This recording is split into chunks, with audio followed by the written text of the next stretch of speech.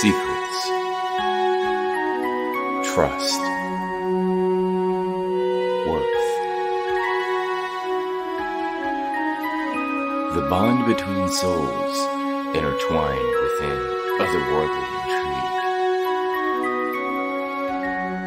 Michaela Jade brings forth the Elite Warrior series, a collection of dark fantasy romance novels set in a twisted world where power lusts in the hearts of men and devotion seduces the souls of women.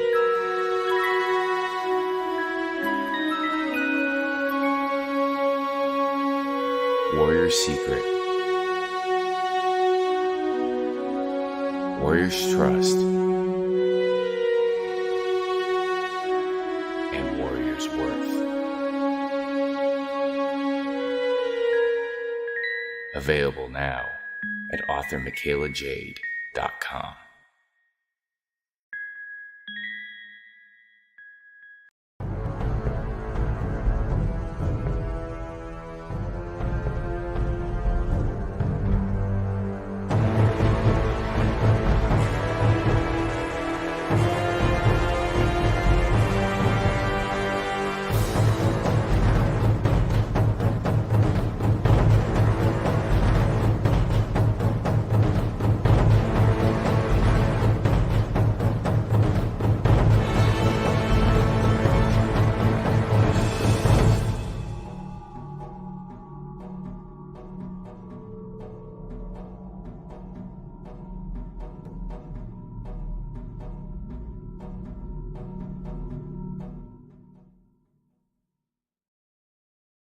Author Cindy Kep is writing on the edge.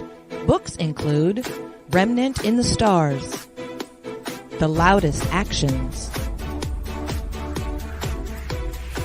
Lines of Succession, Mindstorm,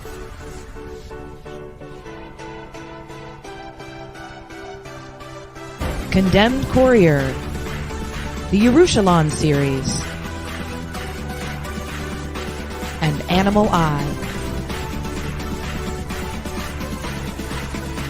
Find author Cindy Kep at CKOEPP.com today. Nothing unusual about a 4 a.m. call to a back alley in downtown Kenton. A young woman lying pristine and unmarked on the cold, hard ground. I get to work quickly, but there's not much to go on here. No marks of any kind, no signs of struggle, just a dead Vic in the middle of an alley. And then there's that. Dead body in a dumpster that looks like a grizzly bear has crawled its way out of his stomach.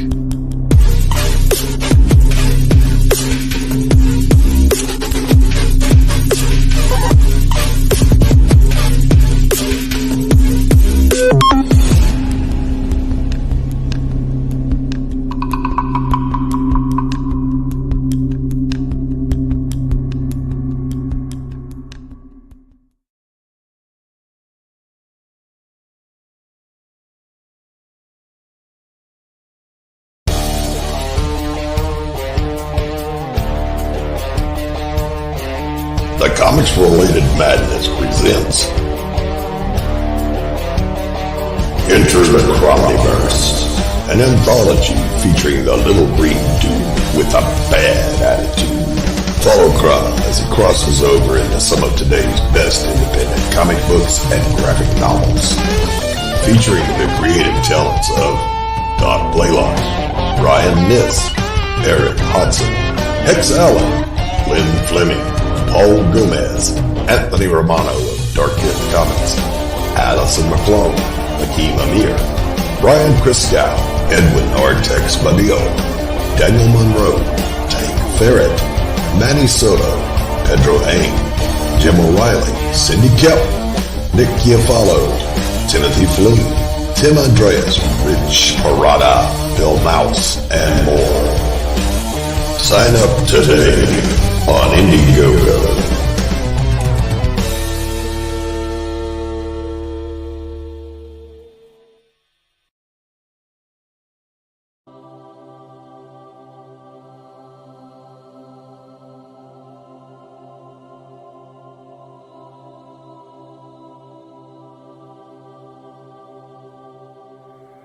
The original intention of the film was just for my personal use, but I thought with it being such a unique thing that I'd like to offer it to anybody who wants to see it.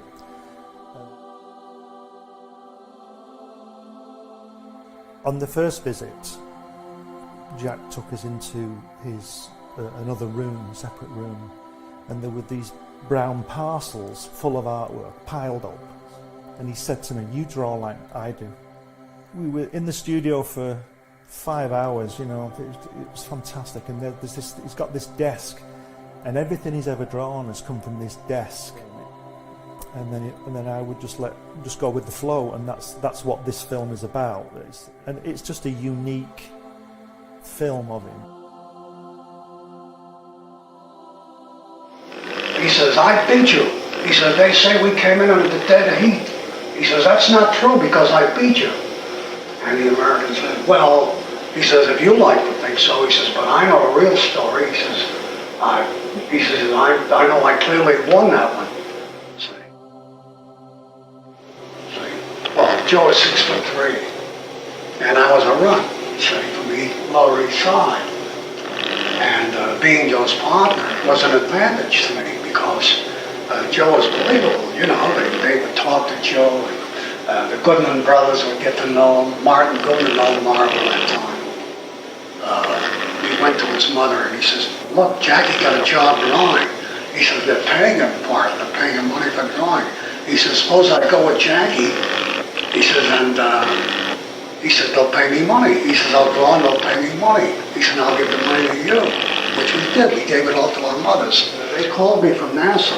You know, I lived in Long Island.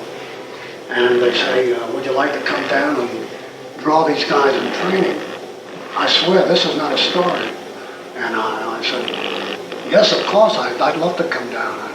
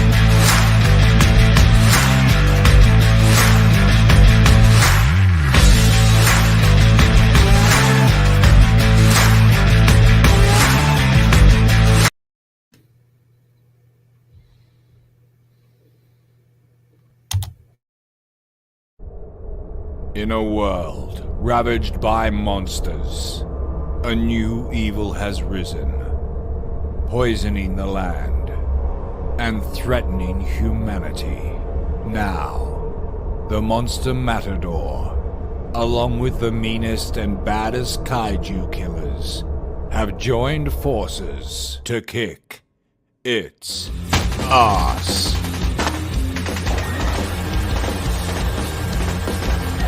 Monster Matador, Afropocalypse.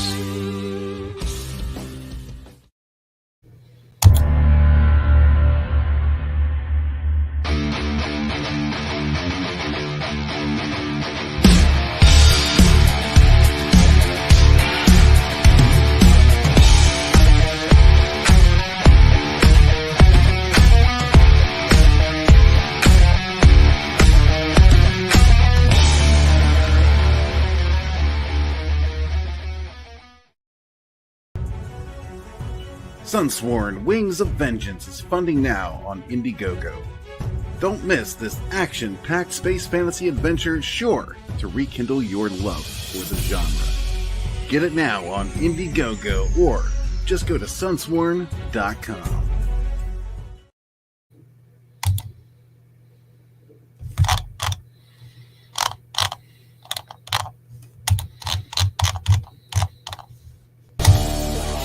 The Madness Comic Network and comic-related madness proudly presents Madness Tuesday Morning Brew.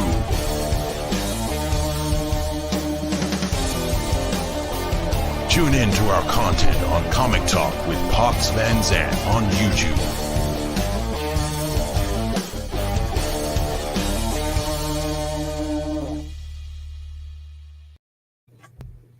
Hey, yo. What's up, everybody? Welcome to the show. I'm going to bring in, I have co-hosts. I have co-hosts from different shows already here in the background. But this is hilarious. I like this one. We got the richness and the richness. What the fuck are you doing? What the fuck are you doing? Get rid of that one. I don't think I can kick it without kicking both, but, you know, I'll try. All right, kick both and I'll come back. All right. No, okay, that one's gone. All right, good. As always, you know who else we got with us. We got to play his intro, yo. So just sit right down, relax, open your ears real wide and say, give it to me straight, doctor, I can take it.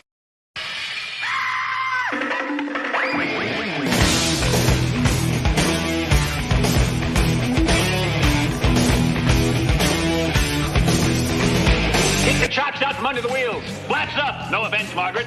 Contact. We're off. Rum, rum. Doctor, doctor, give me the news. I got a bad case of loving you.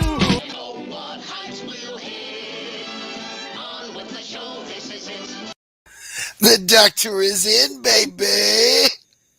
What's happening, my friend? And we Rich have also, hates my intro. I know he does. He sits in the backstage and he just shakes his head. What the fuck? Mike Jimmy, what's up, my Oh, friend? great. The most beautiful Finnish person we have here. Great. I'm not Finnish. Are you Scandinavian? Swedish? I'm Jewish? Dutch.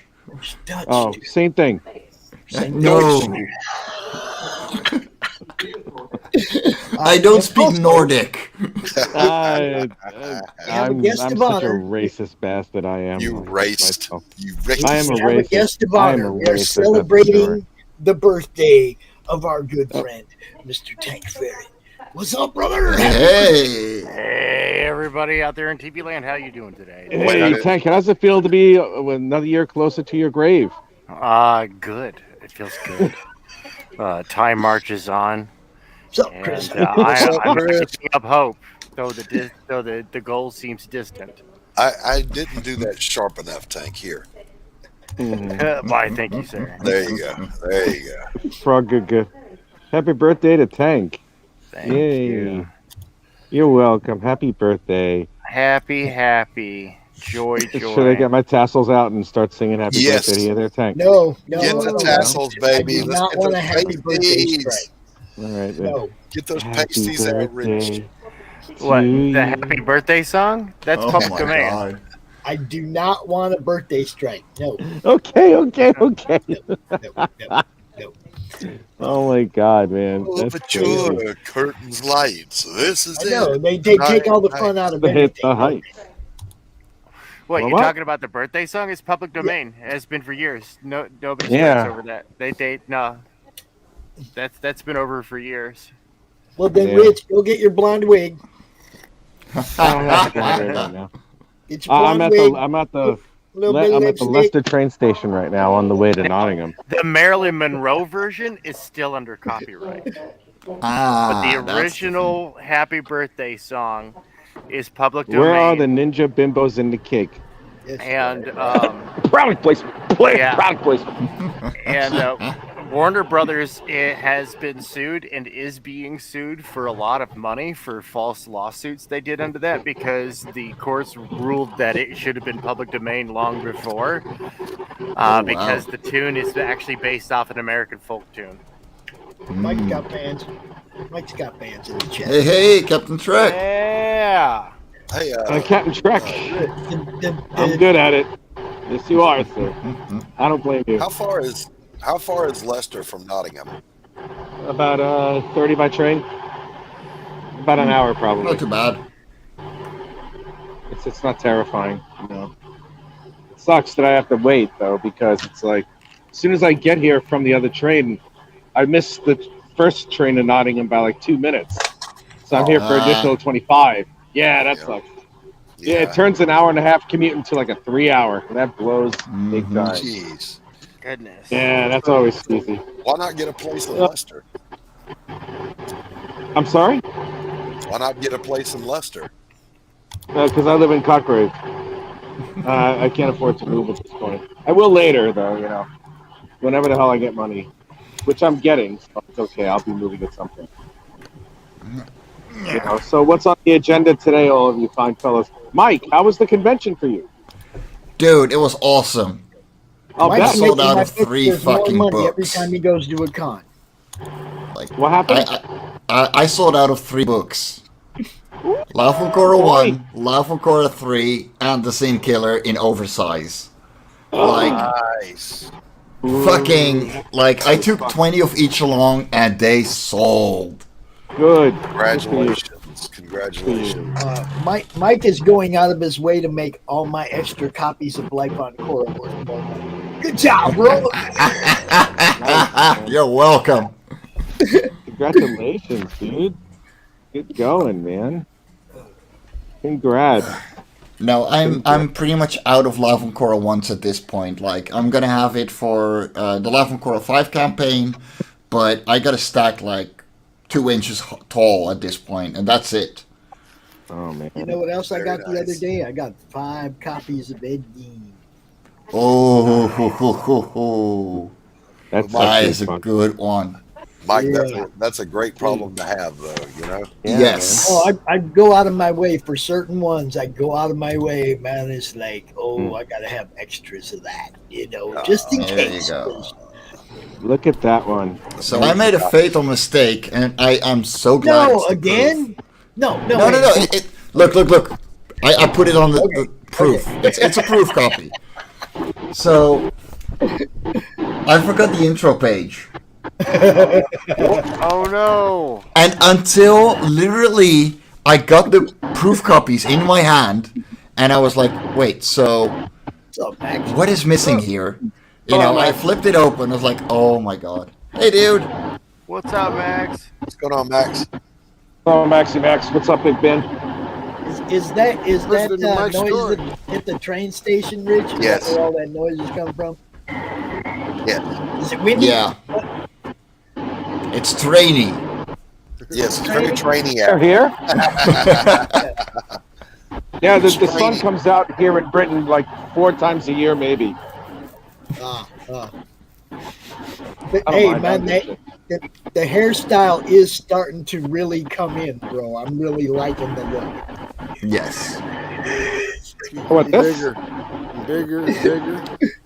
You gotta just start pushing it out, bro, like a fucking unicorn horn. No. He's got to gel it up in a point and be Tintin. Yeah, there you go.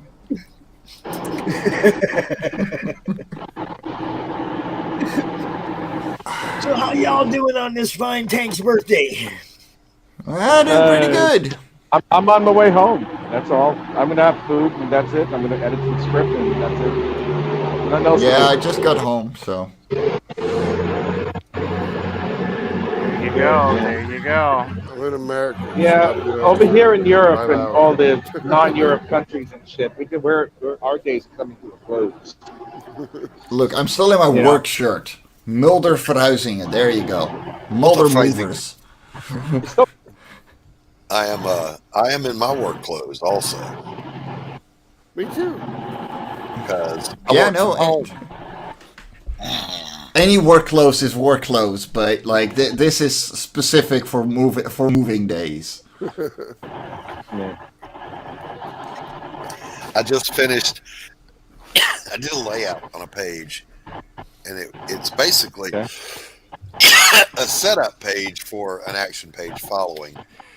So sometimes those can be a struggle to get really into. But I happened to do this one panel that just blew my own mind. I was like, yes! Now the whole page is worth doing. You know, you guys ever run into that one panel that makes the page worth doing for you? Yeah. So I was kind of stoked.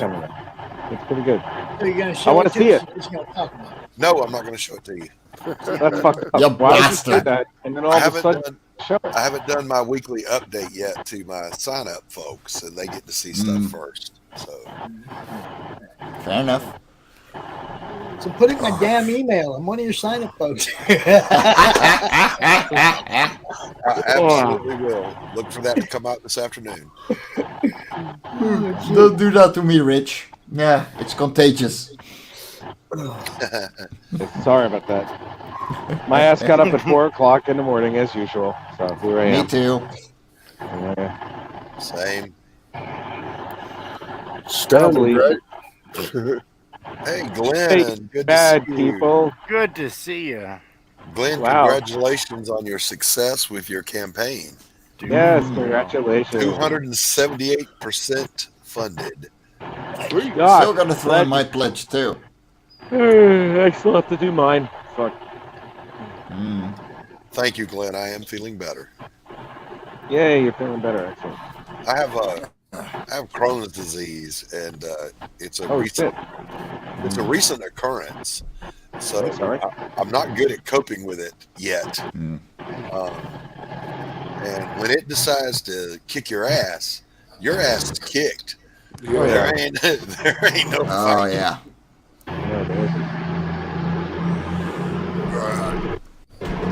We just keep talking about it, Glenn. You go with it. So over the weekend, a couple of developments happened. Oh yeah. CromCon action.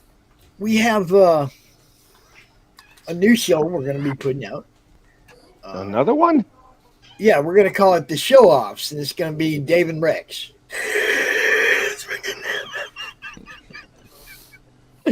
It's going to be a half-hour weekly where they pick a certain artist or character or whatever, and they come out and they show all the cool stuff they have representing that artist or character. Oh my I've got to God. get the trolls in that one too.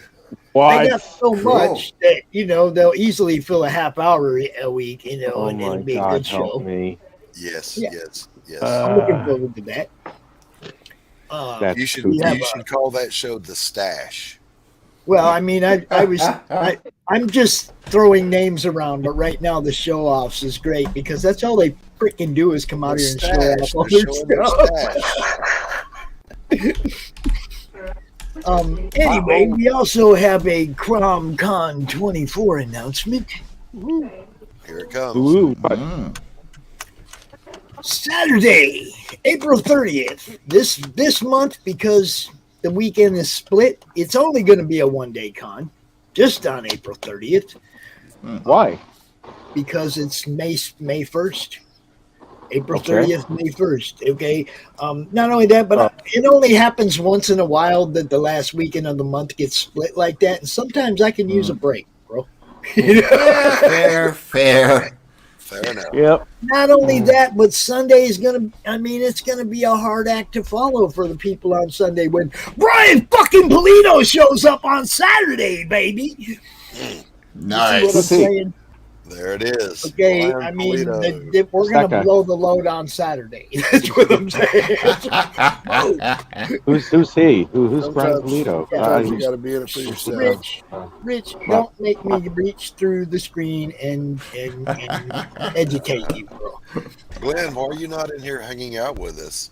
Because this is Morning Brew. Let's just have some He coffee. can't handle all this. He can't handle all the blah, blah, blah, blah, blah, blah. Or those of you over across the pond could come in and have tea. Oh, go fuck yourself. Yeah.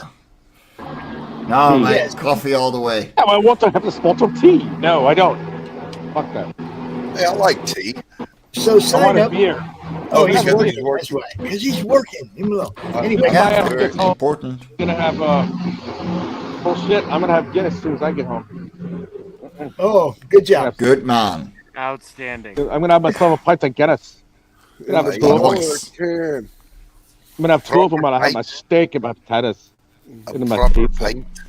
Yeah, I'm actually Proper gonna hop pint. out again. I need to eat at this point.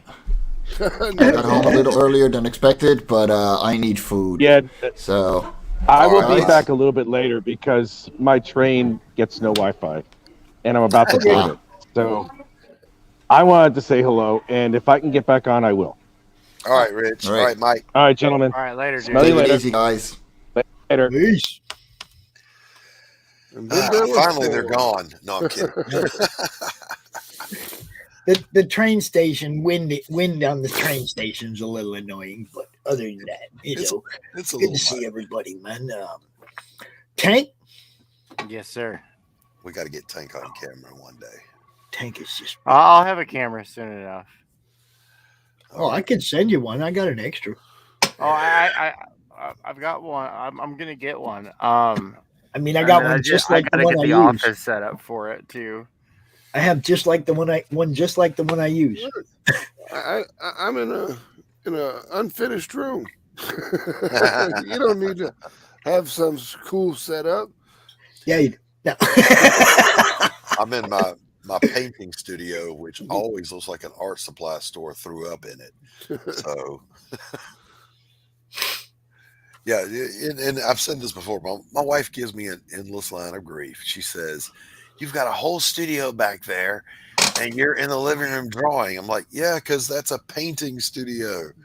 Can't draw. There's nowhere to draw in here." So I'm in the living room with a drawing board. I did sort of have a mini topic I wanted to touch off a little bit. Well, I had two actually. First, I have something we got to open. Oh, what this is, you guys know Thomas and Bill and everybody from over there near X, right? I met Thomas when he was on Don Chin Show. Glenn says, "Send him the link." By the way, he's going to make some tea and take a break. And he, could you do that for me, Doc? Yeah, I sure can. I forgot I could. So anyway, I won something from him on Don Chin Show, and that's how we became friends. And then I started promoting Nira X, and it's like I already knew Andrew and everybody, so it was like, kind of fan, kind of hooking up with fam for a minute. But I won this, and the other day Thomas hit me up and he's like, "Man, I want to back to Cronenberg." He made us do a special tier. Made us put a special tier up there so that he could get what he wanted. Special tier. That's what add-ons are for. You customize your order with the add-ons. Well, I mean, you could, but what a pain if we knew what he wanted and we could just make a tier. Other people might want that too, That's true. So, all right, this guy knows how to do it, yo. Inside this Gemini is another padded envelope with stuff in it. I only have one complaint, Thomas. You use that death tape, man. That death tape, the one that the tape that kills everything. Oh, look at this. We got this cool ass pin from Committed Comics. Nice. That's the first thing you see. Oh, gotta be so careful with this stuff, when there's sticky involved. You gotta be careful.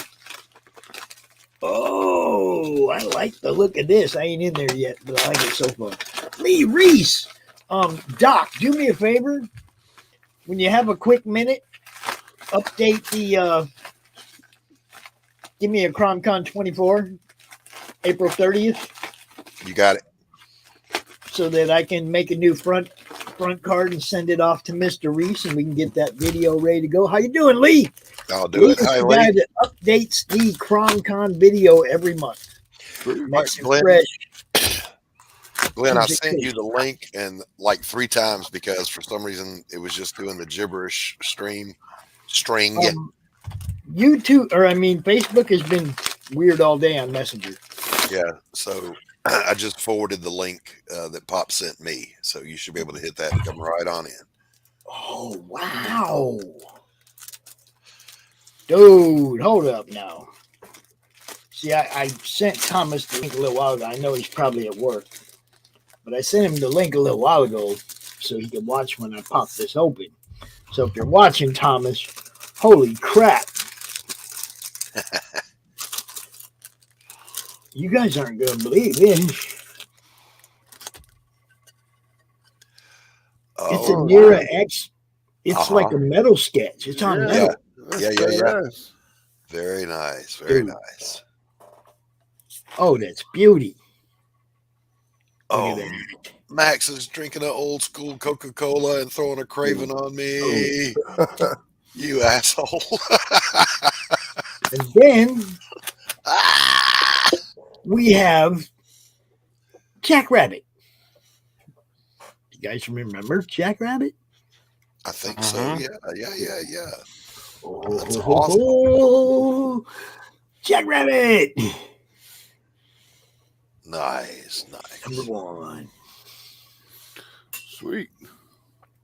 Thank you, Thomas. Thank you, Don Chin, as always, for putting on a great show and providing such cool stuff to your fans all the time. Max, I gotta ask you, since you're in an unfinished room, is it finished enough to have at least a cooler in there full of cold beverages? Yes, there could be in this if I had the space for it. Okay. But hi, Glenn. Hi, everybody. Hey, Glenn. How are you doing? Good, sir. How are you? I'm totally happy right now, as always. I'm digging this. So I have to tell you guys, I do not overly take advantage of the trivia questions on Don's show. I could win every prize every week. We know that you do, Pops. We know that you take advantage. Sometimes I take a week off and I let other people win. But if I do, sending you I only original try to work. win once a week.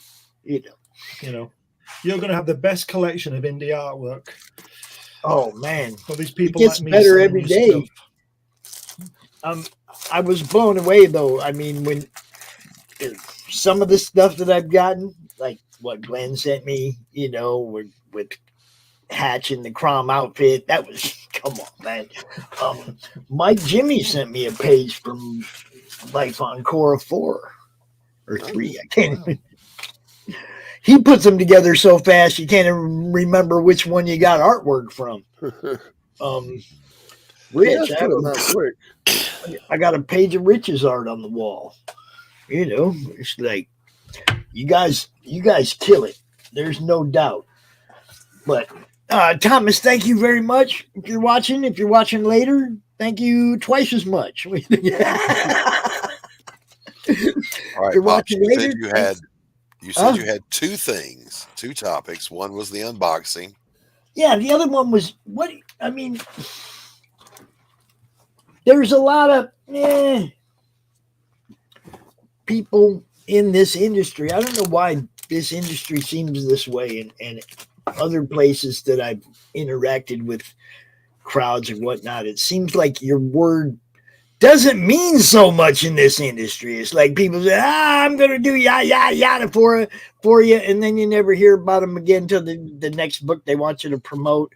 Or, it's like they tell each other in a collaboration they're going to do this or that, and then they end up arguing and it falls apart and nothing happens. And it's like, why doesn't people's word mean as much in this industry as it does in others? It never did anywhere.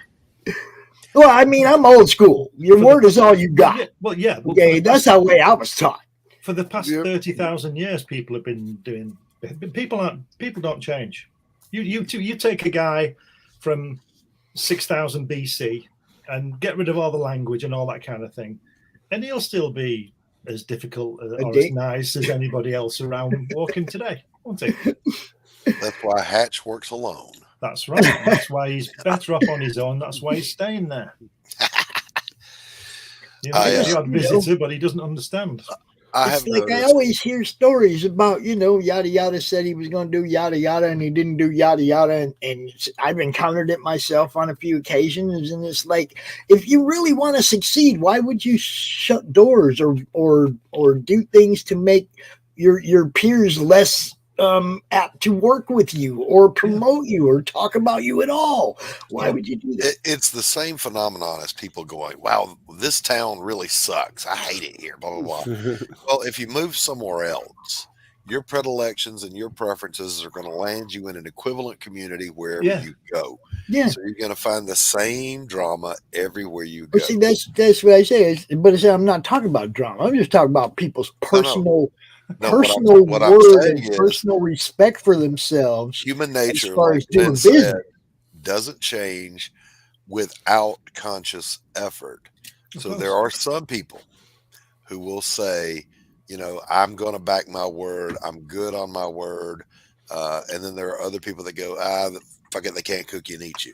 And trust me, I'm not talking about people that say they're going to back your book and then something happens and they can't back your book. That's not what I'm talking about. I know.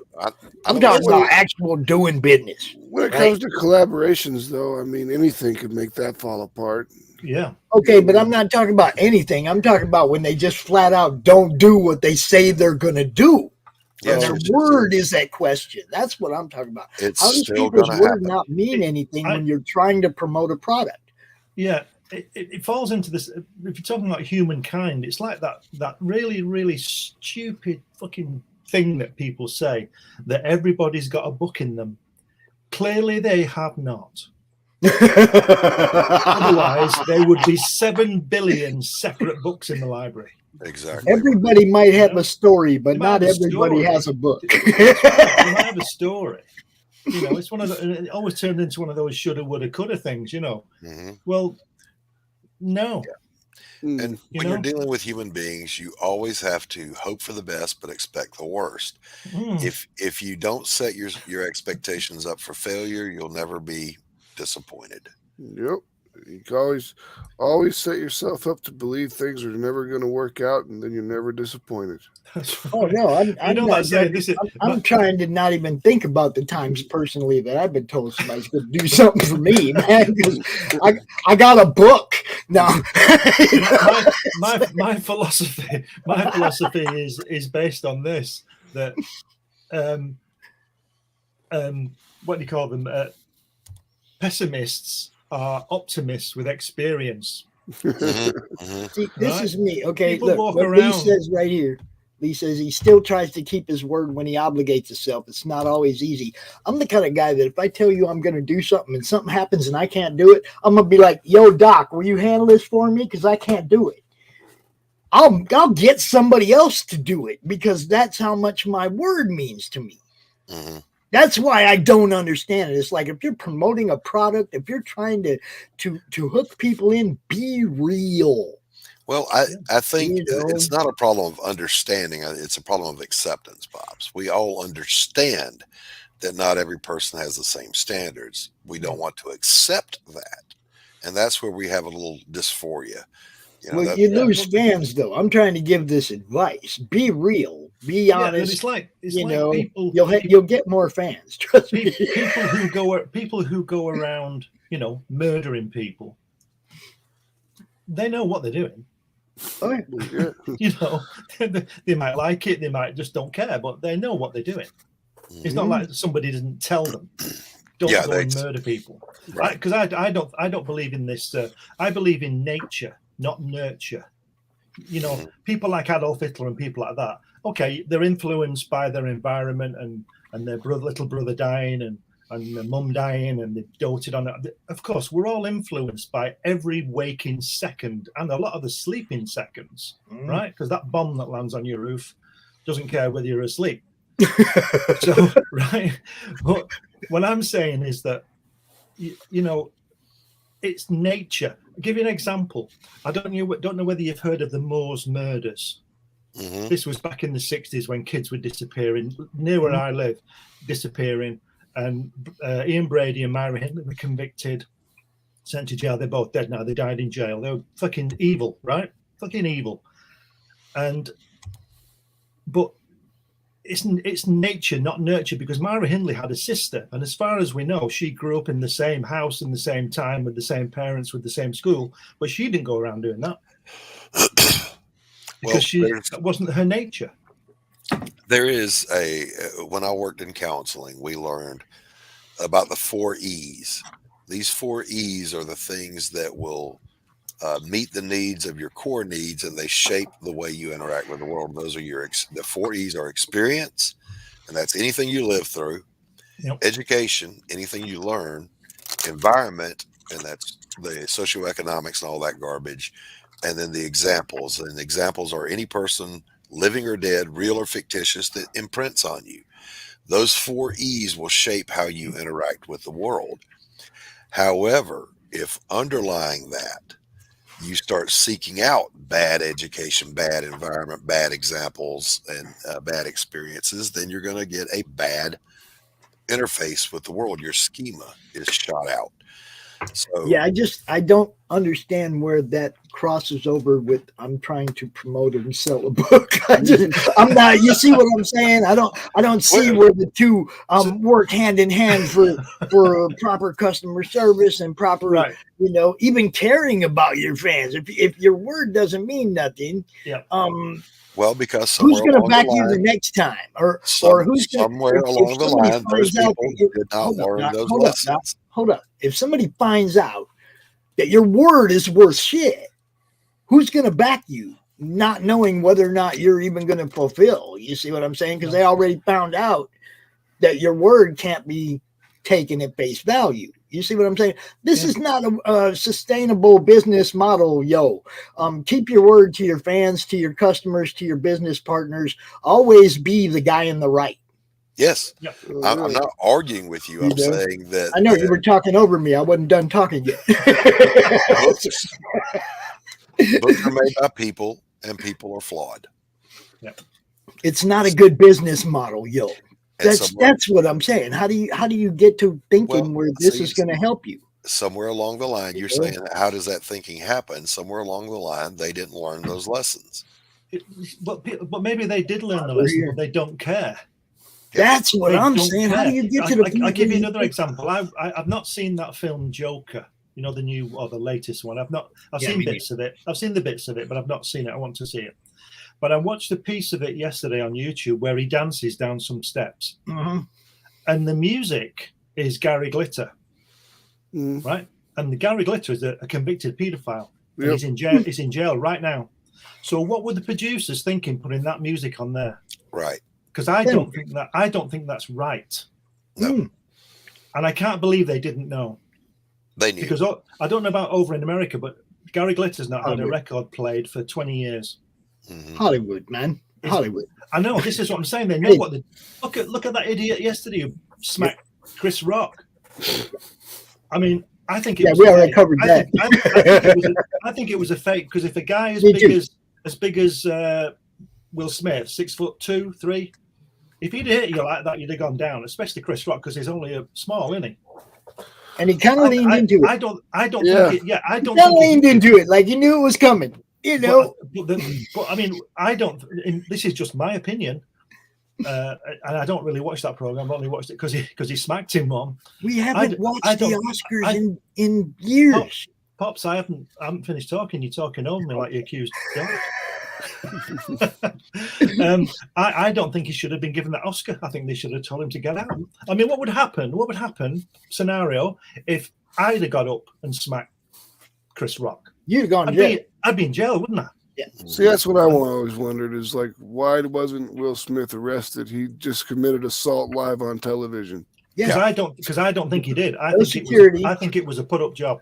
Yeah, me too. I was saying that earlier. I think actors get paid to increase ratings. That's their job. Okay, the Oscars were going through the worst ratings they've ever had in history. There was only like 9 million people watching. Yeah, 9 million people. Okay, after he slapped dude, and that went right to Twitter, and it went right to Facebook, and it went right to Instagram, and the ratings, you can see the graph. The ratings went up to like 17 million immediately. Yeah. And then 20 minutes later, Will Smith gets the Best Actor award. Yeah. You see, I think they were trying You to. just created the best act in history 20 minutes earlier. Well, he said that. Chris Rock said that, didn't he? I Really think they were gave- trying. I think they were trying to emulate Ricky Gervais at the Globes last year or whenever it was. Now, this was the Sorry, other Max. thing. You know, everything they do since Ricky Gervais is not ad-libbing. They ain't letting nobody go up there and say anything that ain't in the script. I promise you, after Ricky Gervais, there is no way they're letting anybody go up there and just joke off the top of their head. No way. Nope. So Not that after was he staged, just- man. I'm just saying, it was staged from the beginning. Her rolling her eyes, him laughing, her rolling her eyes, the whole thing. It was an act. The best argument for that being fake is what Glenn said, that anyone would get arrested. It doesn't matter if the victim presses charges or not. The Take it a state, step further. the Would you state, risk, the state picks up charges when they Yeah. witness a crime. and would you risk going to jail to slap somebody, or would you give them the real deal? If you have if you think you're going to jail and you're gonna go at this dude, you're gonna make it good. It's not gonna be a little. Especially after you played Muhammad Ali, you better be throwing some punches. That's I want to know what he was doing to all the people that is. None of that.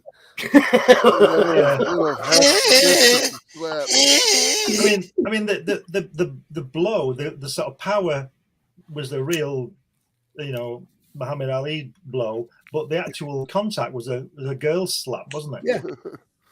It was sad. It was sad. know, But I what- do think I what I've firmly said- believe it was staged to try and save the Oscars. There's no security running out there. There's no nothing.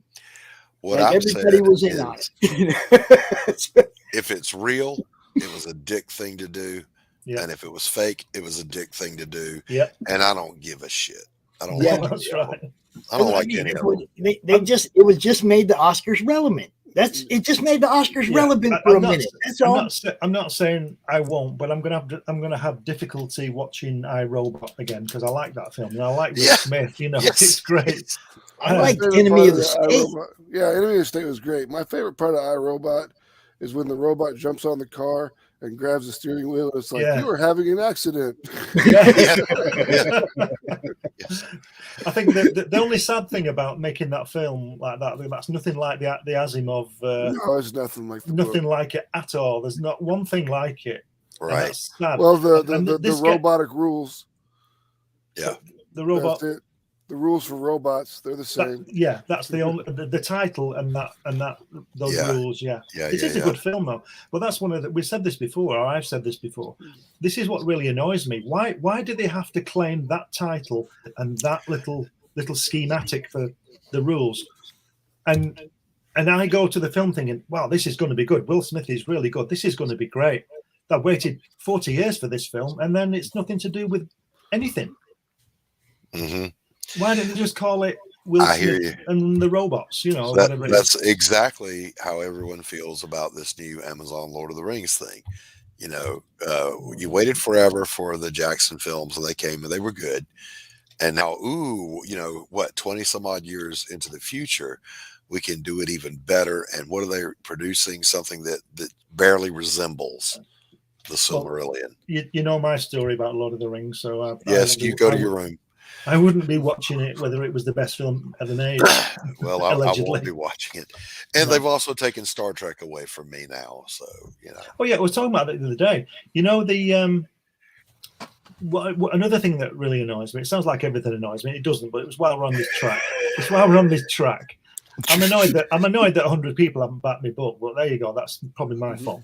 Anyway, That blows me away, though. I mean, there's Yeah. so many people that love Jack Kirby. It's like, how do we reach these people? yeah, I mean, there's got to be millions of them. But anyway, the Star Trek thing that annoyed me was when the remakes. Let's call them the remakes, not the the ones the past few years. I don't know the names of the actors, but the Captain Kirk guy, who looks like William Shatner might be when he was 25, which is okay. I didn't like the way that they showed the Kobayashi Maru situation. Why did they have to show? Why can't people just wonder what he did? Why did they have to show it? That's what pisses me off. And make it so obvious that he's cheating. Yes. They said that he's like eating an apple the whole time. Yeah, He's just like dicking off, and I'm just Yes. like, come on. yes. If you're going to show it, all the explanation that ever needed to happen for Kobayashi Maru thing happened when they were in the cavern in Wrath of Khan. That's it. That's all that was ever needed. Yeah. You didn't need to show it. But I think it's lack of imagination. When Discovery came along and just poo-pooed everything, and I don't know, rebranded the direction of the show, and then they brought Stacey Abrams out, who couldn't get elected governor, so now she's the president of Earth. Like, holy shit! You didn't go out and get an A-list actor to do this. You went and made a political statement by bringing out a political figure. So I'm done. You took Trek away from me. Yeah. The pacification of Worf was when they took Trek away from me. I think Star Trek, the original series, was the first. I can't remember if it was actually the first, but it was certainly one of the first programs on television that I saw in color. Because we only got color in about 1967, 68.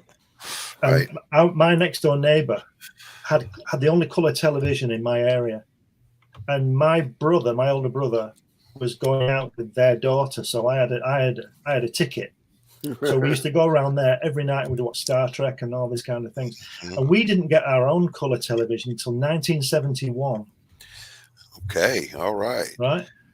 And but the great thing about that was that I was working and I came home from work. I knew the teleman, as we call him. The teleman was coming with the color telly.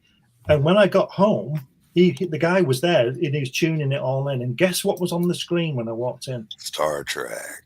Thunderbirds. Oh, wow. Yeah. All right. I remember Thunderbirds. So the first thing I ever saw on our first color television was Thunderbirds. Now beat that. Beat Thunderbirds, right? It was there. And the guy said, "Oh, do you want something?" I said, "No, leave it on. Show me how to turn it over later. I don't care. Go, I'll work it out." And that was the first program I saw in color on our own television. So I do remember that immediately after Trek was canceled, it went into syndication, and TBS had it here. And back then it was WTCG, and I watched every episode every time it came on, to the point where as soon as the captain started narrating the stardate, I knew which episode it was. Yeah. So, that's how tight my bond was with it. And then today, there's only like 2 seasons of the original series, isn't there? Well, no, there's 3. It was 3. Okay. Yeah. I knew there was not very many. 69 episones. Yeah. It was all over. Are you sure? Because there's the big brouhaha between the 2-parter, if that counts as one episode or not. Yeah. Anyway, there was the I thought I was going to say now. 69 episodes. It was over. It was over when it came to England. It had finished. Yeah. So I effectively saw the rerun. It was over. Never been shown and finished. Because I thought, what is this? Like everybody did. This is good. And then we got things like Mission Impossible, which was brilliant. But again, going back to what we said earlier, Tom Cruise. I like Tom Cruise. I think he's a good actor. I think his films are great. But they're not Mission Impossible, are they? He's James Bond, isn't he? Yes. Right. Exactly. And it's the same with the Bourne thing. I think Matt Damon's great, and I think the Bourne films are brilliant. But he's James Bond, isn't he? Yeah, that's Robert Ludlum, right? Right, and then when you watch Daniel Craig in Bond, he's Batman. Yes. Well, the way he stands there, with his legs apart, and look at me, I'm gorgeous. When Clancy passed, I was like, shit, there's literally nothing to replace Clancy.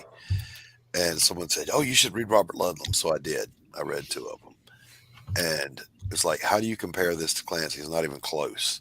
Mm-hmm. It doesn't have the realism. It doesn't have the scope. It doesn't have the detail. So I'm still. You guys ready? Prepare yourself now. Everybody? Are you ready? Yep. Say hi, Christy. Oh, no. Hi, Christy. No. Hi, Christy. That's all what right. I got right here, bitches. Great. What do you got? Fantastic. Roof Korean shirt. My friend Lawrence got me the fucking mug, so that's a Oh yeah. Yeah, that's funny. It's like they were saying, "Oh yeah, roof Korean's a racist term." I said, "I don't give a shit. That's actually funny." I'm Korean. Actually, I think a lot of Koreans actually find that funny. Like that's the thing. I think my mom wouldn't, but she gets mad at me about everything anyway. So It just seems like you're a 3%er to me. That's all.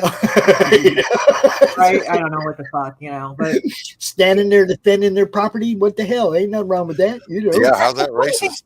The That's not funny thing racist. is that like for the riots version 1.0 in the 90s, I was actually not in LA. I was actually living in NorCal in Silicon Valley. So that's like furthest from that area. But it was pretty funny. And then now I'm in riots 2.0. And Lauren said, I better get you that fucking shirt. So you guys can hear me okay, right? I put my mic Yeah. on.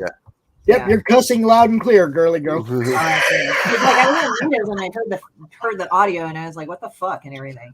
Yeah, So I never thought that Roof Korean was even a little bit racist. I thought that's badass. Yeah, I thought that was great. But that dumbass bitch that fucking attacked, it was a white girl, or she looked like a white girl attacking an Asian guy wearing a rooftop cream. He's like, that's fucking racist. It's like, go fuck yourself, bitch. Yes. And he fucking hit her with his goddamn hydro flask, which was great. On the day. That was after he hit her. That was after she hit him. Sorry. She was like kicking him and shit. And it's like that. Always count on Christy to liven up the show, yo. It's funny because like I think I'm absolutely brain dead or like fucking stupid or something, like really tired. I'm like, I don't know if I have it. And they come on, hey. That's what we all do. We all just want to go and lie down. It's like it's a nice sedate show. Holla, hey Luke, what's up? Luke. Johnson and Paulman.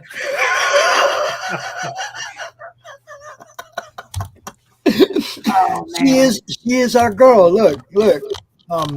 Christy been an admin in the Madness since like the day after I met her or something. I'm going for more coffee. Be right back.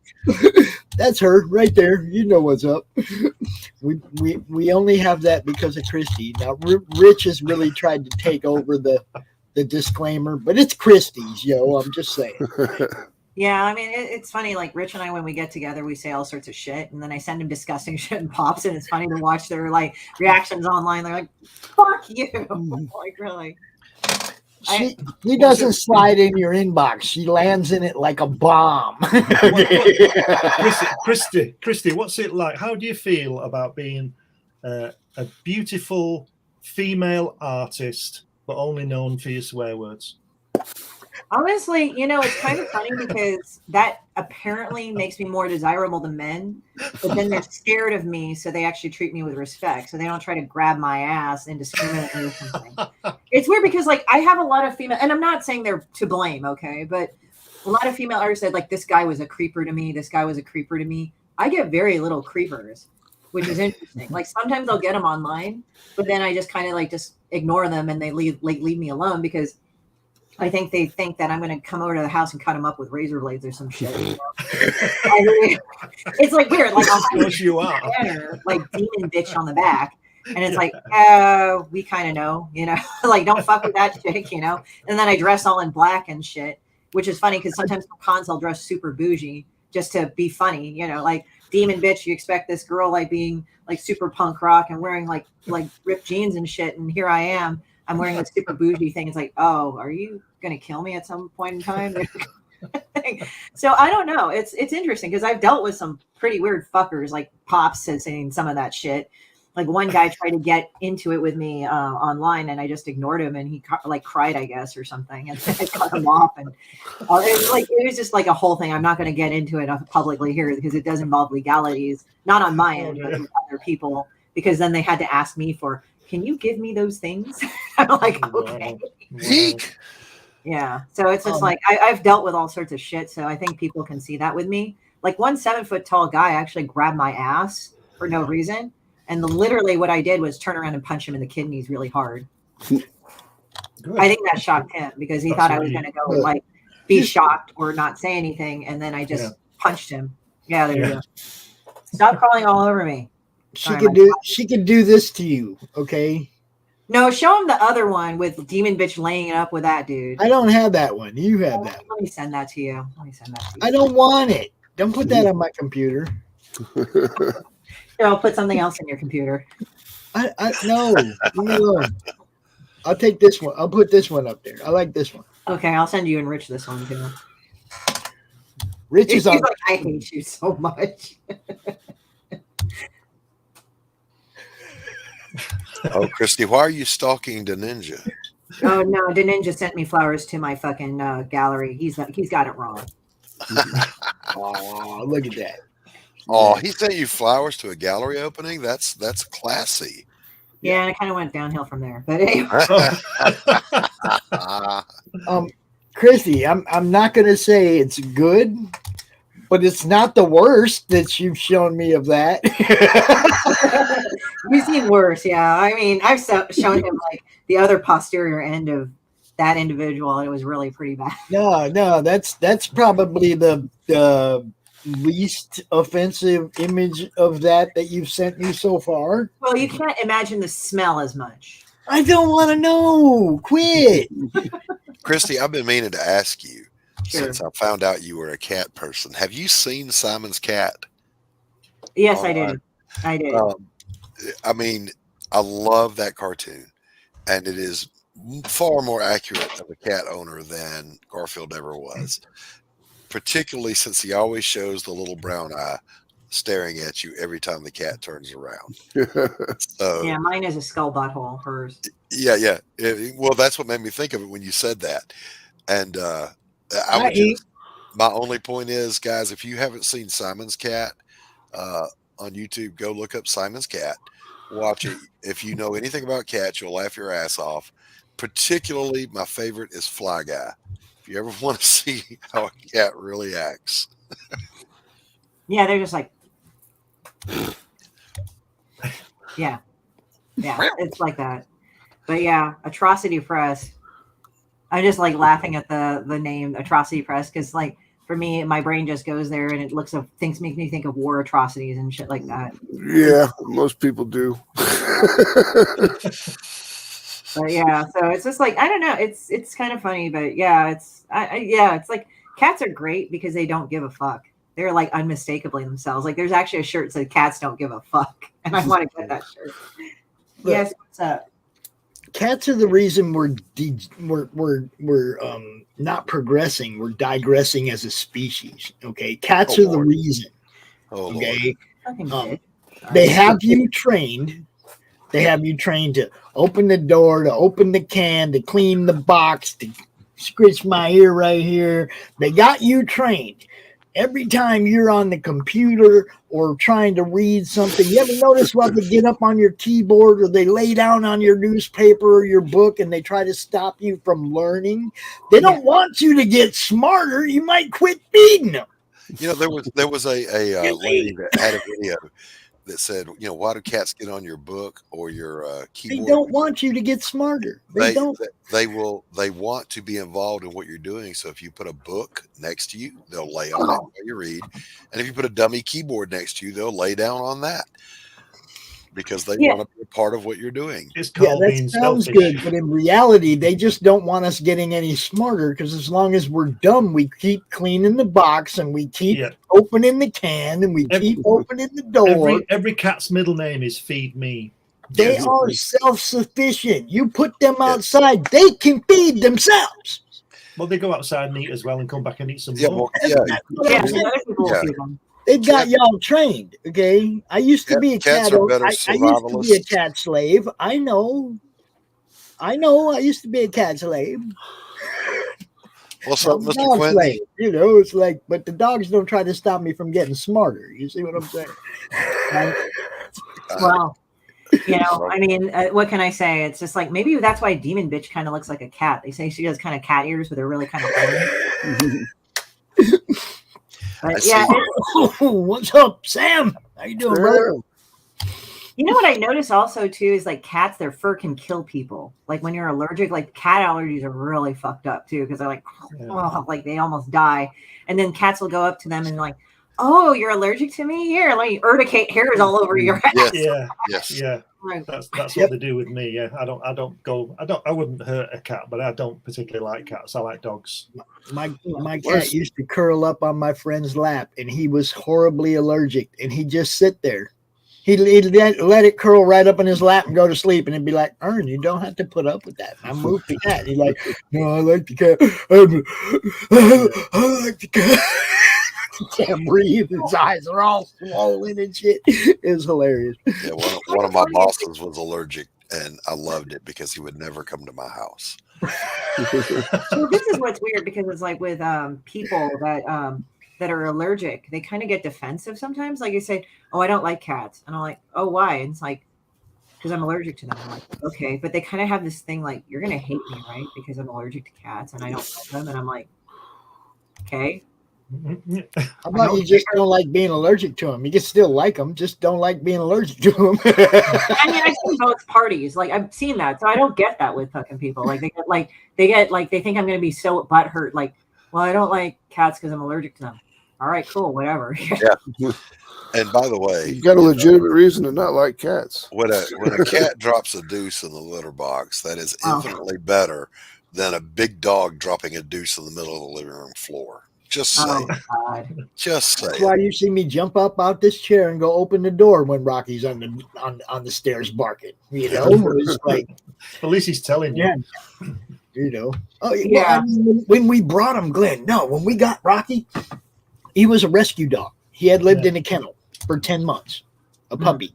Okay, he had lived in a kennel. He had no idea how to live in a house. Right. We had a family get together. All relatives and shit are all here at the house, and they're all upstairs in the living room and the dining room and the kitchen, and everybody's having a good time getting ready to eat. And old Rocky trots off into the dining room and drops a big old deuce. Oh God. They had no idea how to live in a house. And then 2 weeks later, we got Zeus, who had lived outside his whole life of 10 months.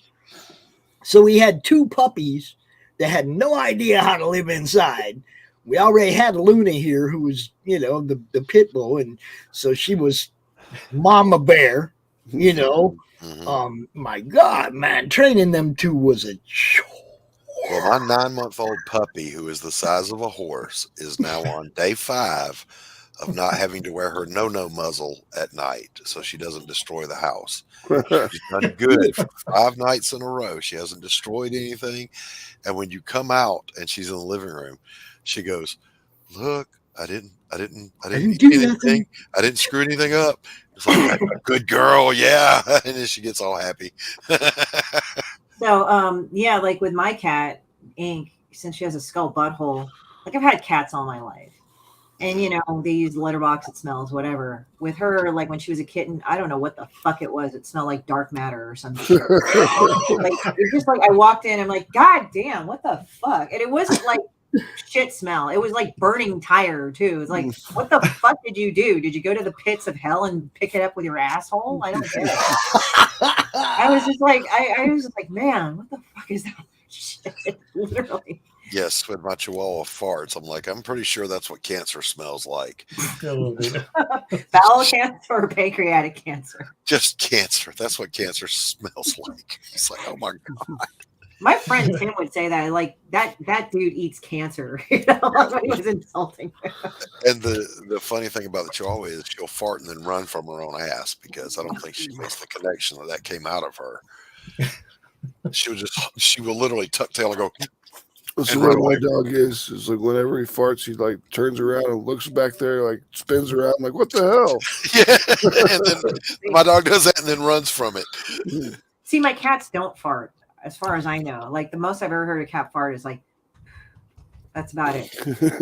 It's like the barest sound of a noise, and then you smell it, you're like. But it's like, hey, these two have not farted around me, as far as I know. At least I don't. Well, that just shows you how evil cats are, because they're not giving you a warning.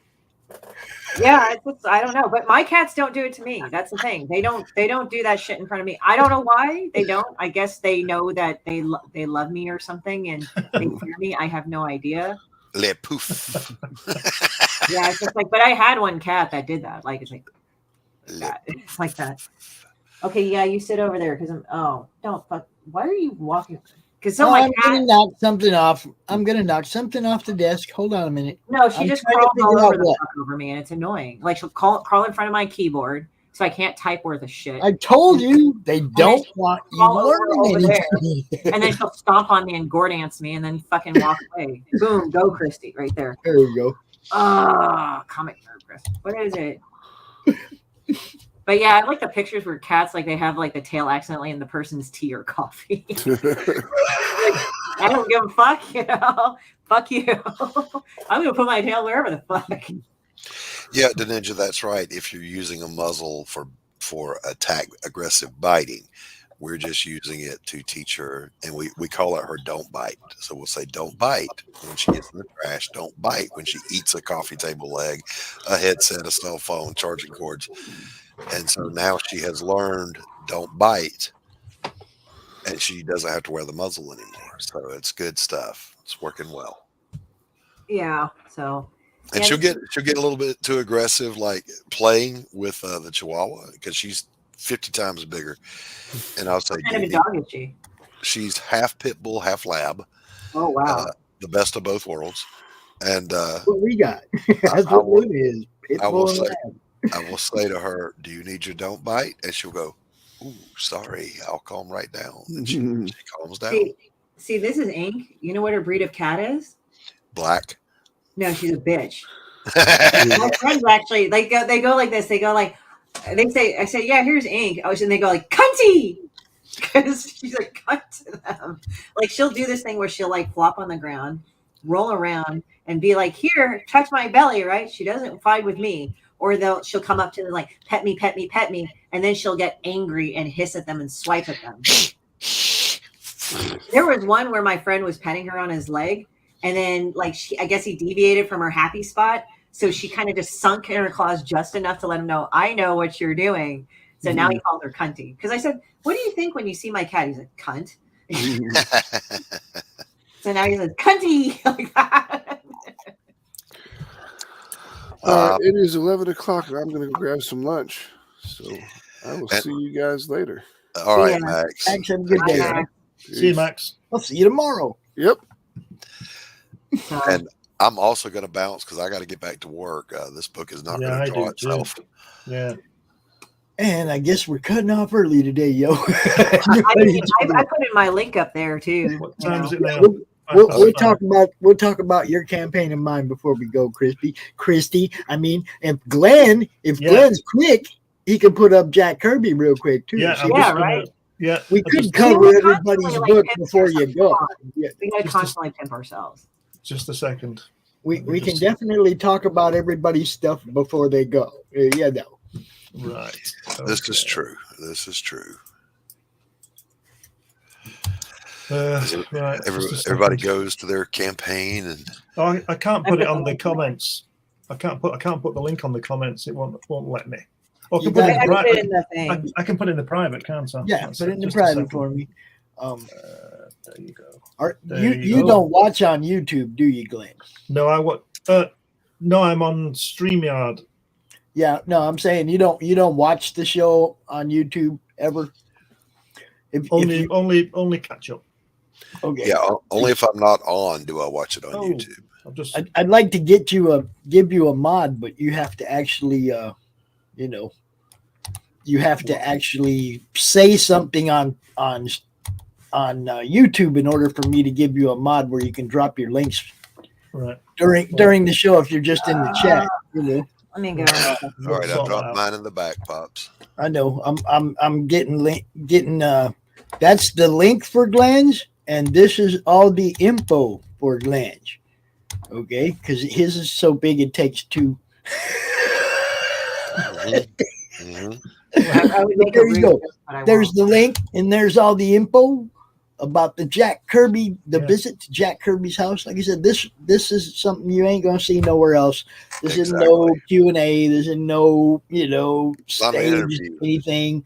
This is Glenn hanging out with Jack. It's not an interview; it's a visit.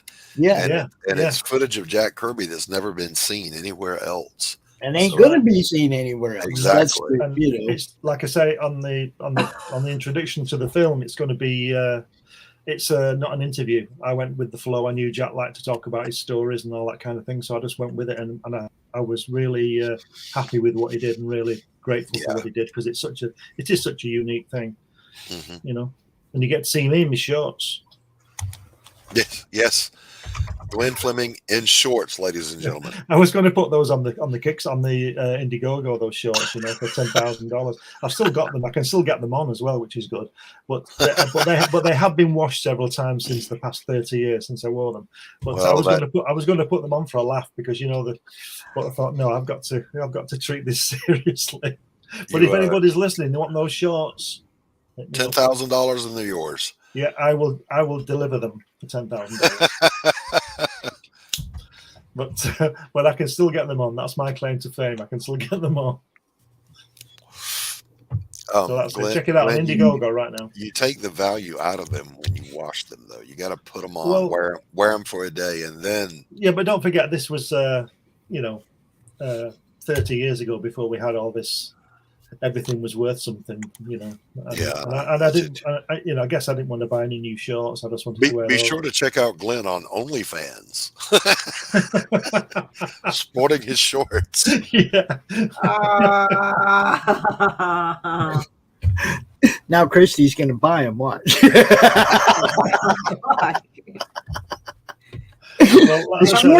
Interview with Jack Kirby.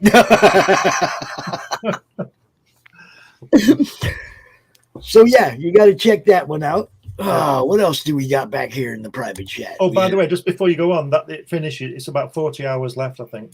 So yeah, be quick. Check it out. Oh hell yeah, go get on it. Get over to Indiegogo and get this book. It is worth the having. Yes. Make sure we drop that in the Madness too.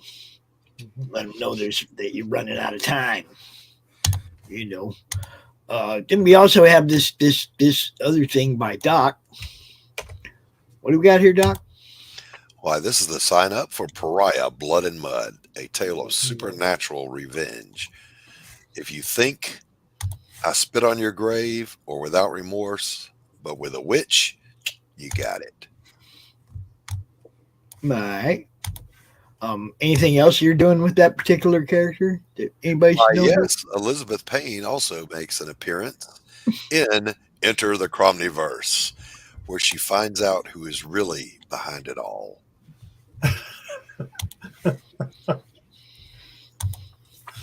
There you go. That's what's happening. Christy.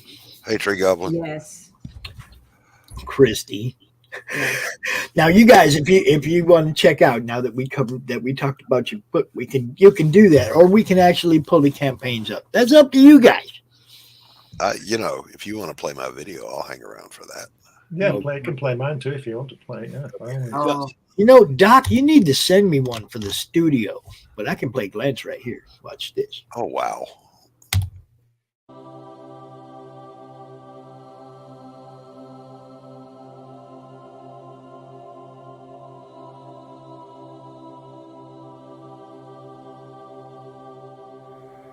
The original intention of the film was just for my personal use, but I thought, with it being such a unique thing, that I'd like to offer it to anybody who wants to see it.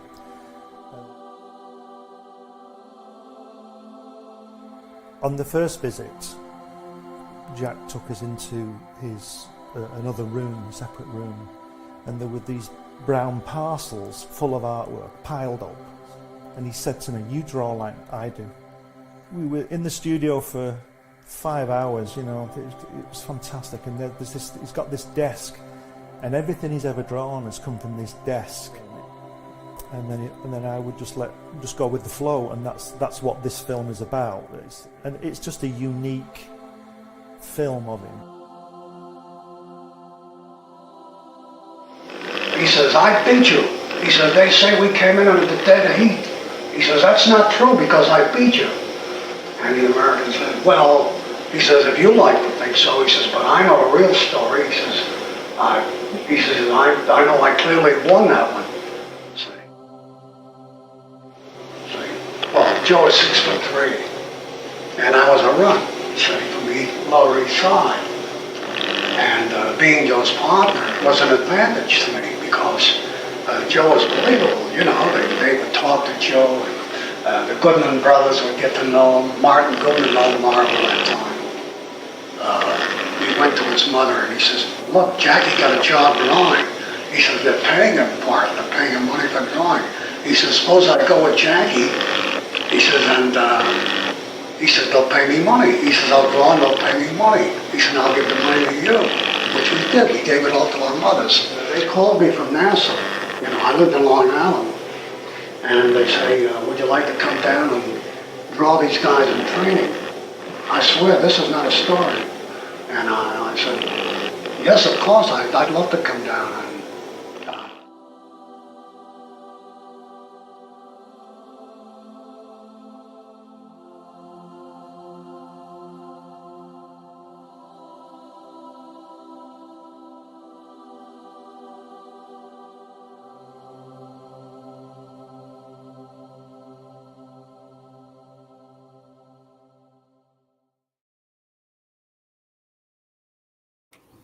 Go get it.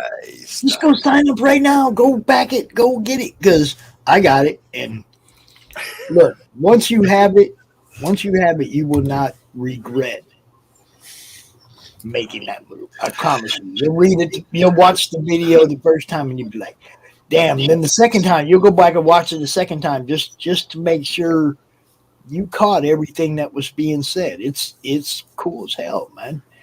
Go check it out. Yeah. So, Glenn, which Joe was he talking about? Joe Simon. Okay, all right. I thought so. I just wanted to make sure. Yeah, he just mentioned that before the clip, you know, but it's Joe Simon. Yeah, good stuff. The tall guy, 6'3" against 5'6". Yeah.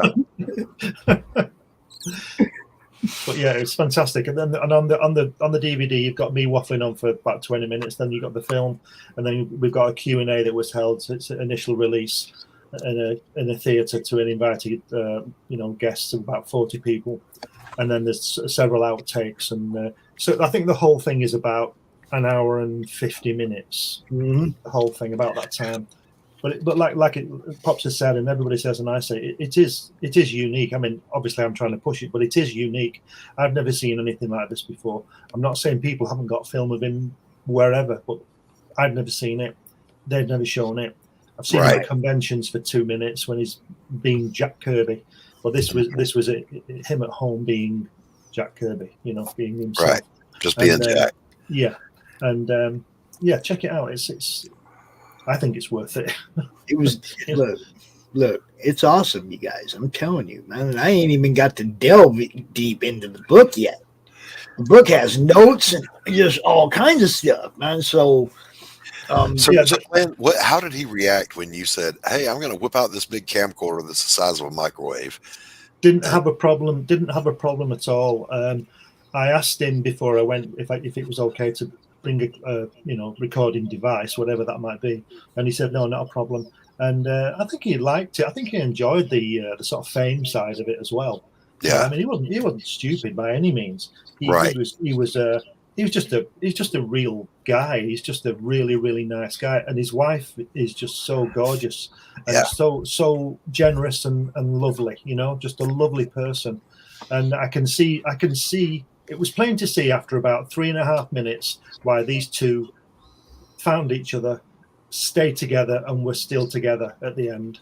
It was obvious. You could see it. See it. And they were just a lovely couple of people, who, and one of them just happened to be the greatest comic creator that ever lived. You know what I mean? Yes. So, it just happened to be. Yeah. Pretty good, So it was wonderful, and he was talking about my work on it as well, and he discusses it. This is in the book because I didn't film this part. He was just saying I see what he sees, and when he said he draws like me, I draw like him. He didn't mean square fingers and that kind of. My work doesn't look like his. He meant like the work ethic. Yeah, he meant the storytelling aspect of it, right? Because it's in the book. I've put the pages in that he looked at in the book, and he talked about that, and he looked at Hatch as well. So that's how old Hatch is. That's how long he's been around. Right. And he said to me, he gave me one piece of advice on Hatch, and this is what he said. And he said, this is really good, but he needs a hat.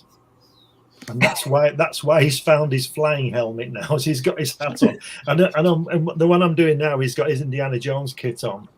Right. And I'll show you if you want to see it. Sure. There he is. There he is. There he is. And he's got. I just like how he just kind of looks like. I don't want to say nonplussed. He just kind of looks like, okay. Yeah. Oh, cool. Let's go. We're good. Yep. He's on the clock. He's working. So it's it was just a fantastic day, and a couple of days, and I just wish that I think I made not a mistake, but one thing I regret was that the first time I went, I took a camcorder and it broke, and there's a little bit on the film that Pops has seen, which is in slow motion. There's just about 5 minutes from that. And when I went back, I took one that worked, but as you can hear the grinding of the gears on it. It's a really old thing, but anyway, I think it adds to the nostalgia of it, I think. But the thing was that when I went back and he took this camcorder thing, and my only regret was that I didn't take another film cartridge, but I didn't want to. It seemed rude to me that the film should run out, and then I'll just wait a minute. Hang on a minute while I put another one in. Right. I didn't want to. Do you understand what I mean? I felt like I couldn't do that, but now I wish I had, because he wouldn't have said anything. I don't think, because I didn't go when the film ran out. I stayed another 3 hours. You know what I mean? Right. So I don't think he would have bothered if I had. But I'm just not that kind of a person. I just it's like when I come on these shows. I've been doing these shows now 2 years, but I'm only just starting to ask people for the link so I can come on. I always think that I should be invited. It's like, I suppose it might be the English person in me. That's just so British it hurts. You're always invited, bro. You're always invited. I appreciate that. Yeah, and that's the same with Randy and people like that. Yeah, I appreciate that, but I don't presume that. You see, I wouldn't presume that, and I wouldn't presume that it was okay of him for me to keep loading up film canisters, but he wouldn't have said no. I just know he wouldn't have said no. Like with me and you is like instantly I was like, I want you to be part of CromCon on a regular basis. I want you to open it up one of the days. And you've done it, almost every single time since we had that first discussion. That was fantastic, wasn't it? The opening, the like anything where I have an open stream, like the draw stream in this show, where it's everybody, you're always invited. Now, when I'm doing a scheduled Monday Madness and I got 4 people and they each get 30 minutes, that's slightly different unless you want to come on because you have questions of them. You're more than welcome. If you want to ask a guest some questions, I'll shoot you the link. You can come in and take mine. You guys are better at this than I am. You have more knowledgeable questions, more in-depth questions about the actual art and the actual work. I come out and go, hey, yo. It's like, come on. Well, we all have to do what we do. Well, that's what I'm saying. So, if I ever have a guest out here and you want to talk to them, by all means, you are invited to come out and, interact with the guest.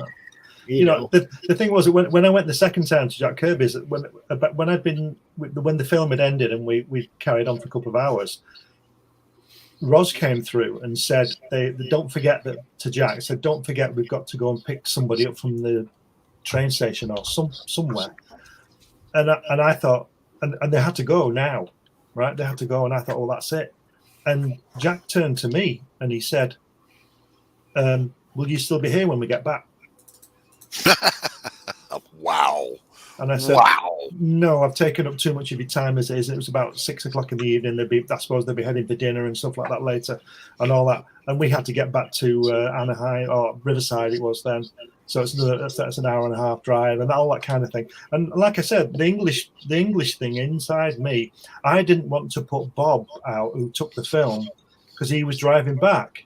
And then he had to he wasn't living with his ex-wife and he had to drive home from there. Do you understand what I mean? What I should have done was put my American head on and thought, fuck it, I'm taking 15 cassettes of film and you're going to stay here. I'm going to stay here all night if I can. I'm going to leave when they literally kick me out of the door. That's what I should have done. Turn Jack's house into a bed and breakfast. That's what I should have done, but I'm maybe too reserved to do that. Maybe I'd do that now. But yeah, it is a unique film, and it really is. You get past that gear grinding and all that kind of thing. Let me tell you this. When it was shown in the theatre, it was shown on a cinema theatre to 40 invited guests, right? And I tell you, I don't know whether you've ever done this, and it's the first and only time I've done it. I had to sit there for an hour and watch my head 15 feet high. And that is listening to my voice, which I hate. Everybody hates their voice, don't they? Well, I really hate my voice. And Hold up. Did you get a little courtesy clap when they saw the shorts? Oh yeah. But the funny thing was about Bob in the book. What Bob does is, you see on the film, Bob is not with us now. Bob, he's great. He drive you crazy. He'd drive you crazy, but you couldn't help but love him. And he was cameraman. And as you've seen on the film, he sort of wanders off. He gets bored. Talking to fucking Jack Kirby. You're my cameraman. This is your job. Stand there and film this guy talking. But he wanders off. You can still hear the what's being said, but he wanders off and films the wall, or he puts the camera down by his, puts it down by his knee, and you can see his foot. And you think, fucking hell. But when I mentioned that in the talk beforehand, when it happened, all the audience thought that was great and all cheered that one, because they saw him walking away. But Bob was great, but he said to Jack, get this right. We're in Jack Kirby's studio. Jack Kirby, the greatest comic creator in the history of mankind, and Bob announces that he's never read a comic book cover to cover. You know what I mean? So hi Ryan. So he says he couldn't believe it. He couldn't believe it that he'd never read a comic book. He's an American. He's lived in California all his life, Bob, and he's never read a comic book. Damn. And Jack says something like, "Well, I sold 1 million of them," or something. He says something, goes, "All right." And Bob says something, I can't remember now, but Bob says something like, "Oh, I suppose I should do that, but I probably won't." And he's 50 then, So. Wow. Now, Glenn, have you seen this? Have you seen Doc's sign-up page? No. Let's see it. Hi, Ryan. How's it going? Sorry, Ryan said hi.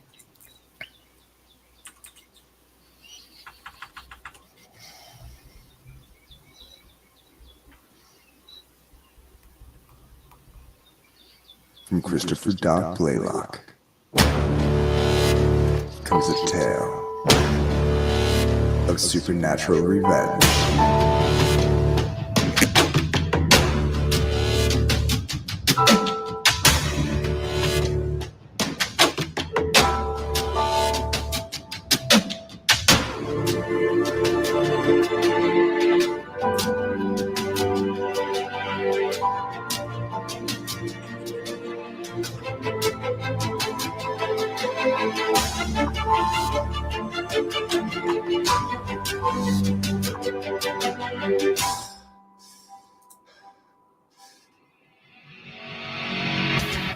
After witnessing a brutal murder by a Russian mob boss, Elizabeth Payne is hunted down, beaten, assaulted, and left for dead. What they didn't know is that Elizabeth is descended from a centuries-old lineage of powerful witches, and she's back now. She does not want justice. Revenge is not enough. It's blood she's after, and there's no depth to it she won't sink, no price she will not pay to get it. Revenge, the sweetest morsel to the mouth that ever was cooked in hell. From Throwback Studios. Published by Dark Gift Comics. Pariah, Blood and Mud. Sign up today. Only on Indiegogo.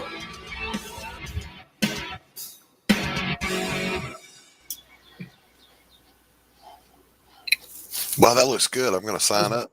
I'm going to sign up later. Yeah, that was brilliant. You know, we should make a doll out of the chrome that I drew too, because that actually would make a big squishable. Hey, Texas Dave, what's up, buddy? It's Dave. How are you doing? Pops, you're muted. We are discussing the new show we're going to do with Dave. I'm going to get Dave and Rex out here together. Am I echoing, Pops? You were. You're good now. Tell us more about your book. I was really inspired to think about the topic when I read, again, I've read it a dozen times, Without Remorse by Tom Clancy. Intensely personal book. Probably the most personal one that he wrote. It's not global. It's a very personal story. And basically it was, these guys murder the girlfriend, someone that a Navy SEAL loved. And these are street thugs. What are they going to do when a Navy SEAL comes hunting for them? Well, we knew what a fucking Iraqi war vet did to a couple fuckers. Yeah. No, Afghan. Yeah. So, if you think about it, if you've ever read that book, the creativity of how a SEAL's brain works, and through Clancy, I thought, it's a twist on a typical revenge story. So then there was I Spit on Your Grave, and she gets pretty creative. And so then I thought, what would happen if you fucked up and you did that to a witch? Oh God, she would have all the more karmic reason to fuck with you, her ass. Shit. And so I sat down and I brainstormed with my wife, who is a huge fan of Halloween and all the old slasher flicks, Saw and all that stuff. I said, honey, what if you were a witch and you could do just about anything, and someone really wronged you or somebody you loved? Tell me how you would get them. And we got into that conversation, and so the idea was born. Now he sleeps with one eye open. Why did you so fucking married to her?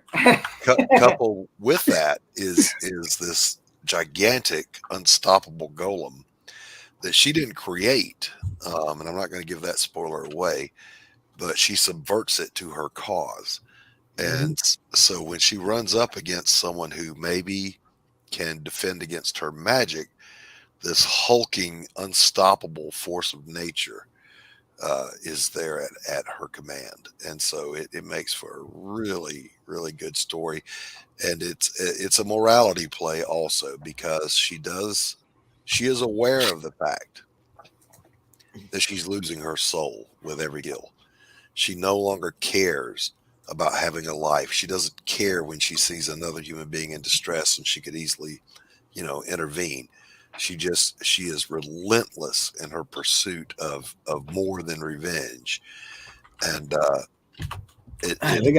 we got a question in the chat for Glenn real quick, and I know he was talking about wanting to get back to his life. So Glenn, are you coming over here and setting up a table at a convention in the U.S.?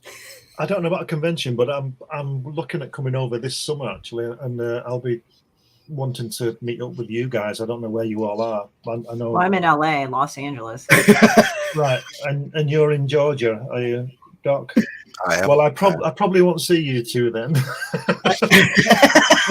Listen, you can't die and go to hell without a layover in Atlanta.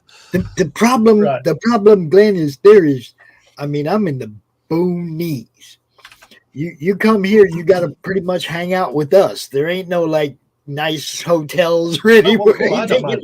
What we're looking at so far is going to New York, because it's my life's mission to take Helen to New York, because I told her I'd take her to New York in 1974. And then we didn't see each other for 30 years, and then we got back together again, and I'm going to take her to New York, whether she likes it or not, because I like New York and I want to go. And then she wants to go and see the Grand Canyon, so I'll take her there. Because you explain there's just a little bit of distance between those. I have said that it's 4 hours from New York. It's like flying to Spain and halfway back from New York. She doesn't have any sort of concept of the size of the country. I said, well, America is as wide as the Atlantic Ocean. I said, and people in New York are not like people in California, who are not like people in Texas. I said, it's 50 different countries, the United States. Mhm. And if you say to a Texan, are you American? He'd probably punch you because he's Texan. He's not American. And she's, but I'd like to go. I've been to the Grand Canyon a couple of times. I'd like to go back there. What we do have here, I think you'd find interesting, is the Hall of Heroes Museum, Right. which is not far from here, 35, 40 minutes from the house. And down there where that is, there are nice hotels and shit to stay Well, at. the thing is, you see, is that Helen is reluctant. She's a reluctant person to stay at anybody's house. Right. Mhm. I'm a mercenary. I will move in. I will move into your house. I will. Do you see what I mean? I don't care. If somebody says to me, "Yep, stay at ours for a couple of days," I'm there a week. Right? So, The cool thing about here is we got 2 lakes. We got one out the back deck you can throw a rock and hit. We got one out the front door you can throw a rock and hit. Right. We got 2 lakes. Deer run through here all the time. It's we're in the wildlife. So you would definitely enjoy just hanging out here, sitting on the deck watching wildlife. Obviously, it's a case of money and everything. But I'll tell you, I'm a mercenary. If I stay at somebody's house, I'm saving $100 on a hotel bill. Yeah, which means I can stay another day. That's the way I look at things. Pops, I really do got to go. So I'm going to bounce on out of here. Thank you for having me as always, Chrissy. It's a pleasure. Glenn, always a pleasure, sir. Yeah, nice to see you, Doc. Yeah, and Chad, you guys rock. See you Sunday. Check out Doc's Indiegogo. Yes. Absolutely. Go sign up for Briar Blood and Mud. Blah, blah, blah, blah, blah. Yeah. Bye. Yeah. That one right See you there. later. And then, Glenn, are you going to run before we pull out the demon bitch? I'm going to stay. Fuck it. I'll do the work. I'll do the work later. I just like talking to you guys, so I'll have to just that's sweet. burn the midnight oil again. But I just like talking to you guys, so we'll carry on. It's about to get real, though. I'm just saying. What does that mean? Did you know of anything else right there? It's about to get real, see, because it's woohoo, Christy. It's Christy. Do you want to share it or do you want me to? Well, you can share the video and then people can watch it and laugh. But I'm almost at 2,100, so guys, get me over. I'm only $20 away. Nice. 21. Ooh, counting. You can give me more. You got to get there. $7,000. That's what you're trying to get to, right?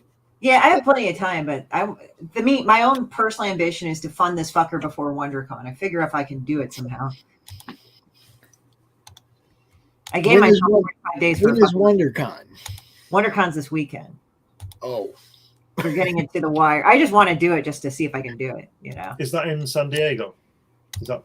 No, that's in Anaheim. Right. San Diego Comic-Con or Comic-Con is in San Diego, and that'll be later on in July. Right. All right, so you've increased on backers a little bit since I saw this last. Mm-hmm. 72 backers. Yeah. Very good. Very good. I hustle. It's funny. It's like one of my friends who's a veteran. She's up to $30,000 level now. Wow. And she says, well, slow and steady hits the race. I'm like, no, you have to understand. I want to fund this fucker now. That's just, but I gave myself plenty of time because I have cons and shit like that. And I'm on shows and all that to promote it. But yeah, I definitely want to go and just see this fucking skyrocket and shit, guys. Make that happen. And the thing is, one of the selling points, hey, Brandon, what's up? So one of the selling points is that if no matter what tier you back, I will send you a rude note. So you got to back it. And I don't care what part of the earth or planet you're on. I have all the rewards for everybody. So if you're international, you don't have a fucking excuse. I feel judged now. All right, you ready for this, yo? All right. All right, I gotta mute myself. You know how this works. Hello, all. It's me again, Christy Shin, owner of Horror Taurus Studios, located in smoggy old Los Angeles, California.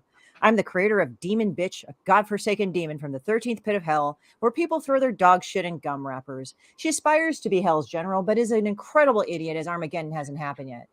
Or hasn't. Well, that's a debate for another time.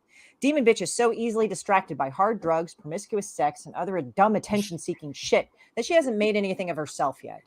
You might recall my other successful Kickstarter campaigns, Demon Bitch, I Told You So, and Demon Bitch Off the Wagon Panhandling Tour. And if you help contribute to making those campaigns, thank you, because there's more.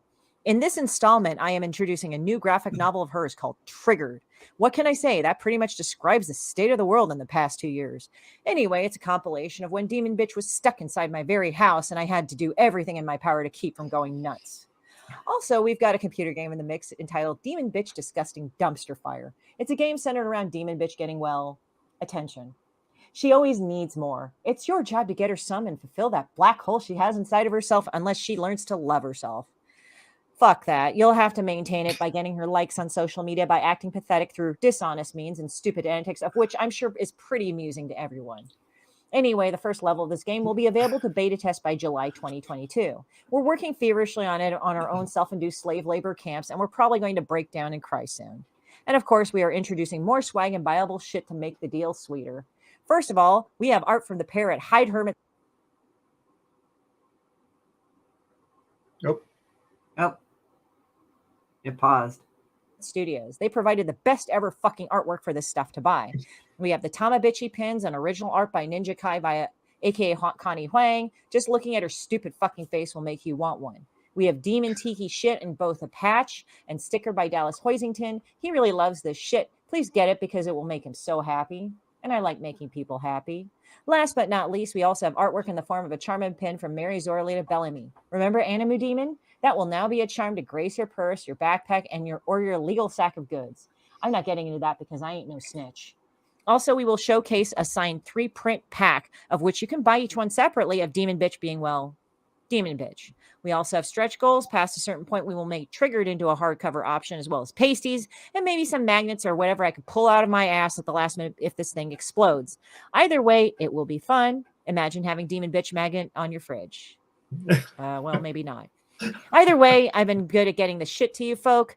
Back me again for another hell-laden and dysfunctional ride to the literary side, and may your temperature rise with the tide. God, I love that shit.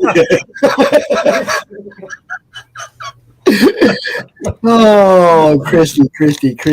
Oh God, yeah. And it's like, there's comics in there, so I threw those comics in there and everything. So, and also that Tamabichi, that original artwork by Connie got sold like within the first day.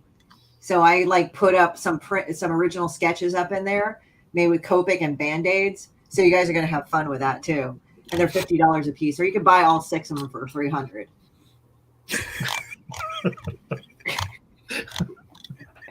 Yeah, but the thing is that the pins are glow in the dark as well. But it's to chronicle my last 2 years, it's being stuck in that goddamn house with COVID with my fucking creation. That really sucked. And Triggered is basically everybody screaming and yelling about shit. And yeah, Brandon, dude, do it. I'll write a rude fucking note. Like, and I always deliver. Like every campaign that I've done, I've always delivered. Oh, her rude notes are awesome too. Trust me, you know. Yeah, I think I talked about Chinese finger cuffs at one point. So now, Christy, you know that Brandon does the show Pitches Be Crazy, right? I did not know that. I heard about Pitches Be Crazy. I did not know about him, so I apologize, Brandon. I'm not being an asshole. But I would love, if he wants me on this show, I would love to be on them if he can stand my foul fucking mouth. Well, but you see, you have to pitch your book as a theme, whatever the theme is, right? And there's 3 different rounds, so he might say, "Pitch Demon Bitch as Tony Montana." Oh, I see what you mean. It's sort of like, yeah, on Living Color, like your mama jokes, and like they would pick a subject and like each of them would be like, I went on and Joe D. McPhee had me singing like Amy Winehouse song, you know. So you know that Amy Winehouse song, Rehab? She would be that one. That's the one. That's the one I had to sing to. I had to sing my pitch to the tune of that. Oh God. Well, let's see if I can do that in fucking 8 in the morning. Yeah, but that may not be it. You don't know what it's going to be. That's the point. Yeah. You don't know. They Don't just, get to plan say ahead right. of time. It's say, very yeah, ad lib like that. What's that show called? There's a whose line is it? Yeah, it's like that. Yeah. Yeah. Well, I mean, the thing is, I've done improv and I've done stand up, so making an ass of myself is nothing new. So. But yeah, Brandon, if you want me on the show, I'll fucking do it. Yeah, it's like whose line is it anyway, right? So it's like, yeah, like they did one of like how what was it, like Kafka, like Beavis and Butthead, like you eat it. No, you eat it. What were you gonna say, Glenn? I was gonna say that I didn't know anything about it. I knew it was a mad show, but I didn't know the format, and I went on and it was just the most funniest thing. Trying to sing, pitching your book, to the tune of, Rehab, Amy Winehouse and things like that. Just then you have to answer silly questions and it's just madness. It was really funny. It was really enjoyable. Yeah, well, so if it was about Hatch, like they just lock you in a room like in rehab, like in the old days, and make you fucking talk about like Basketball Diaries. Remember that shit about heroin? They fucking locked him in essentially a closet for 30 days, and he was like freaking out the whole time. Jesus. Yeah, and so Zoralita, she did the Animu Demon, and she's doing Adventures in Equestria. She worked on that. And that game's available for pre-order. I do not have a personal affiliation with that game, but I'm just throwing up her credit up there. That's like one of the artists that did the fan art. And then there's another one called Win a Date with Demon Bitch. It's a digital reward, and I just draw like a really horrible date with Demon Bitch, either to my horrible imagination, or if you've got a specific thing in mind, let me know. Well, I just noticed that in My Little Pony, I used to draw My Little Pony. Oh, really? Yeah. Officially? Yeah. And Postman Pat. Have you seen Postman Pat? Oh, I know about Postman Pat and his little cat, his little black and white Jessie's cat. I used to draw that. But cool. My Little Pony was the most difficult thing I've ever had to draw, and I even came off the book. I couldn't do it. I couldn't draw it. I couldn't do it. I think it's like I heard they're really strict on like the head shapes and everything. Listen, I came off that book and they gave me Postman Pat, and they gave me it was like a telephone book, and it was. His nose has to be a certain height. Jess can never be above his knee. Top of his head can never be above his knee, and all this kind of stuff. And the colours were the most crazy mix of colours. The line weight had to be a certain line weight. Oh, wow. It was. I mean, I really did enjoy doing it, but it was a fucking nightmare. But when I got the hang of it, it was okay. But so many corrections about you can't show his ears like that. And that's because it was a TV show and everything. It was all just this set thing, and it was like, oh.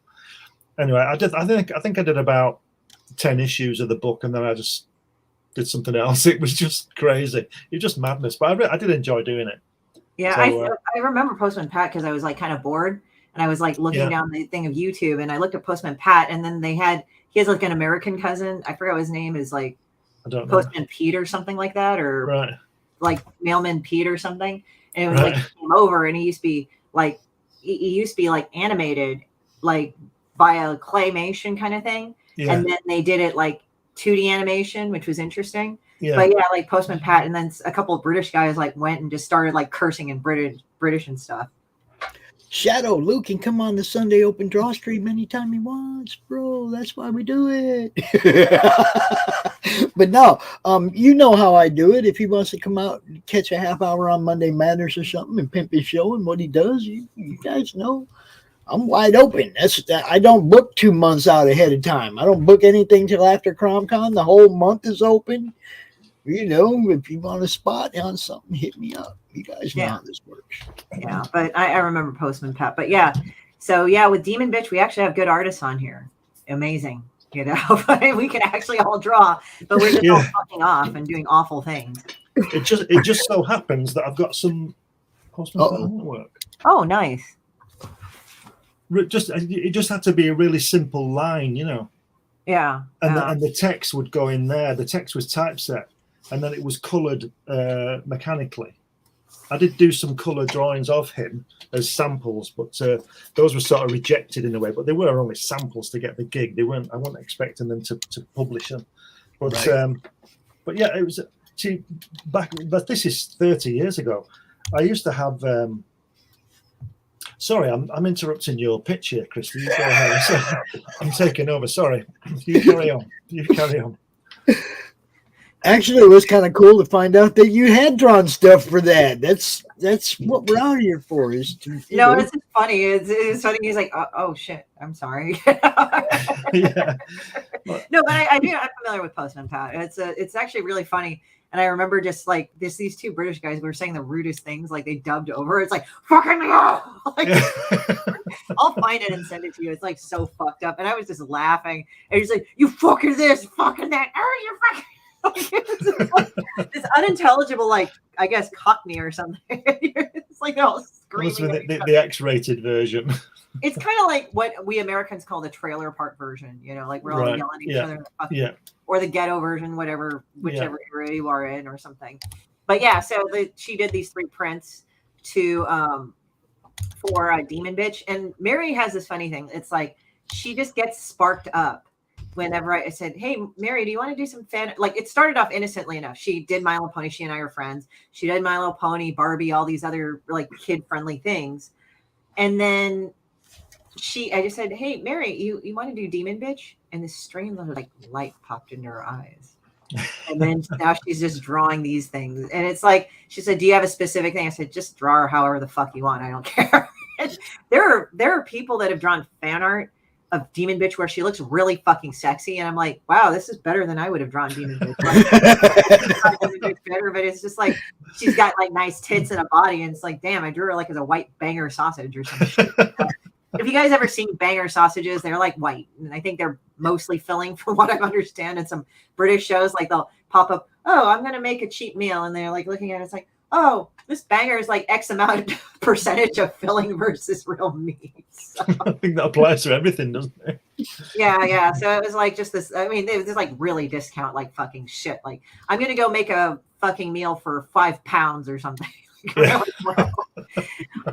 But yeah, so like I'll do a Demon Bitch like blind date. I mean, I'm really actually shocked that people like, one guy actually picked the blind date. I said, well, I'll just do a dumbass sketch, and he said, really? I mean, you didn't seem so sure about it. You corrupted her. Well done. Yeah, it didn't take long. I just said, hey, Mary, you want to go and, you know, draw like, and she draws kid stuff. And she's like, yes. You know? So she enjoyed that. I think she enjoys being rather wicked. So I bring that out in people. That's so funny. Guys, if you want to be wicked, please give to the campaign. And I also personally sign the books if you get the paper books. And I will probably draw something fucking horrible and write a lot of rude things in it. Now we got one more book to look at. What do you guys know about this one? Because this one, you know, it's a little bit of everybody. Oh, yeah. Omniverse. Now, I'm going to play this video, and at the end of this video, I'm going to say what John Malin said after he watched this video. Okay? Yep. Are you all ready for this? Sorry, I'm.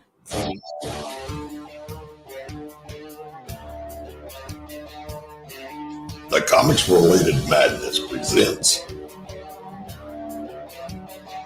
Enter the Omniverse, an anthology featuring the little green dude with a bad attitude.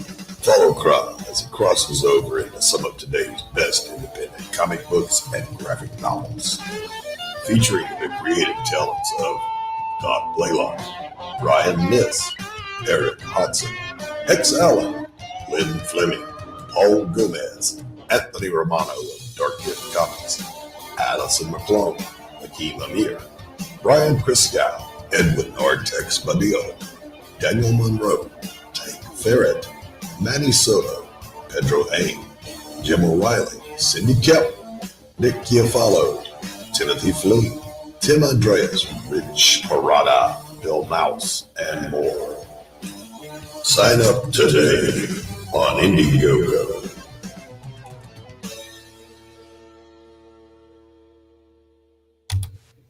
So Malin says, I thought you were reading a phone book.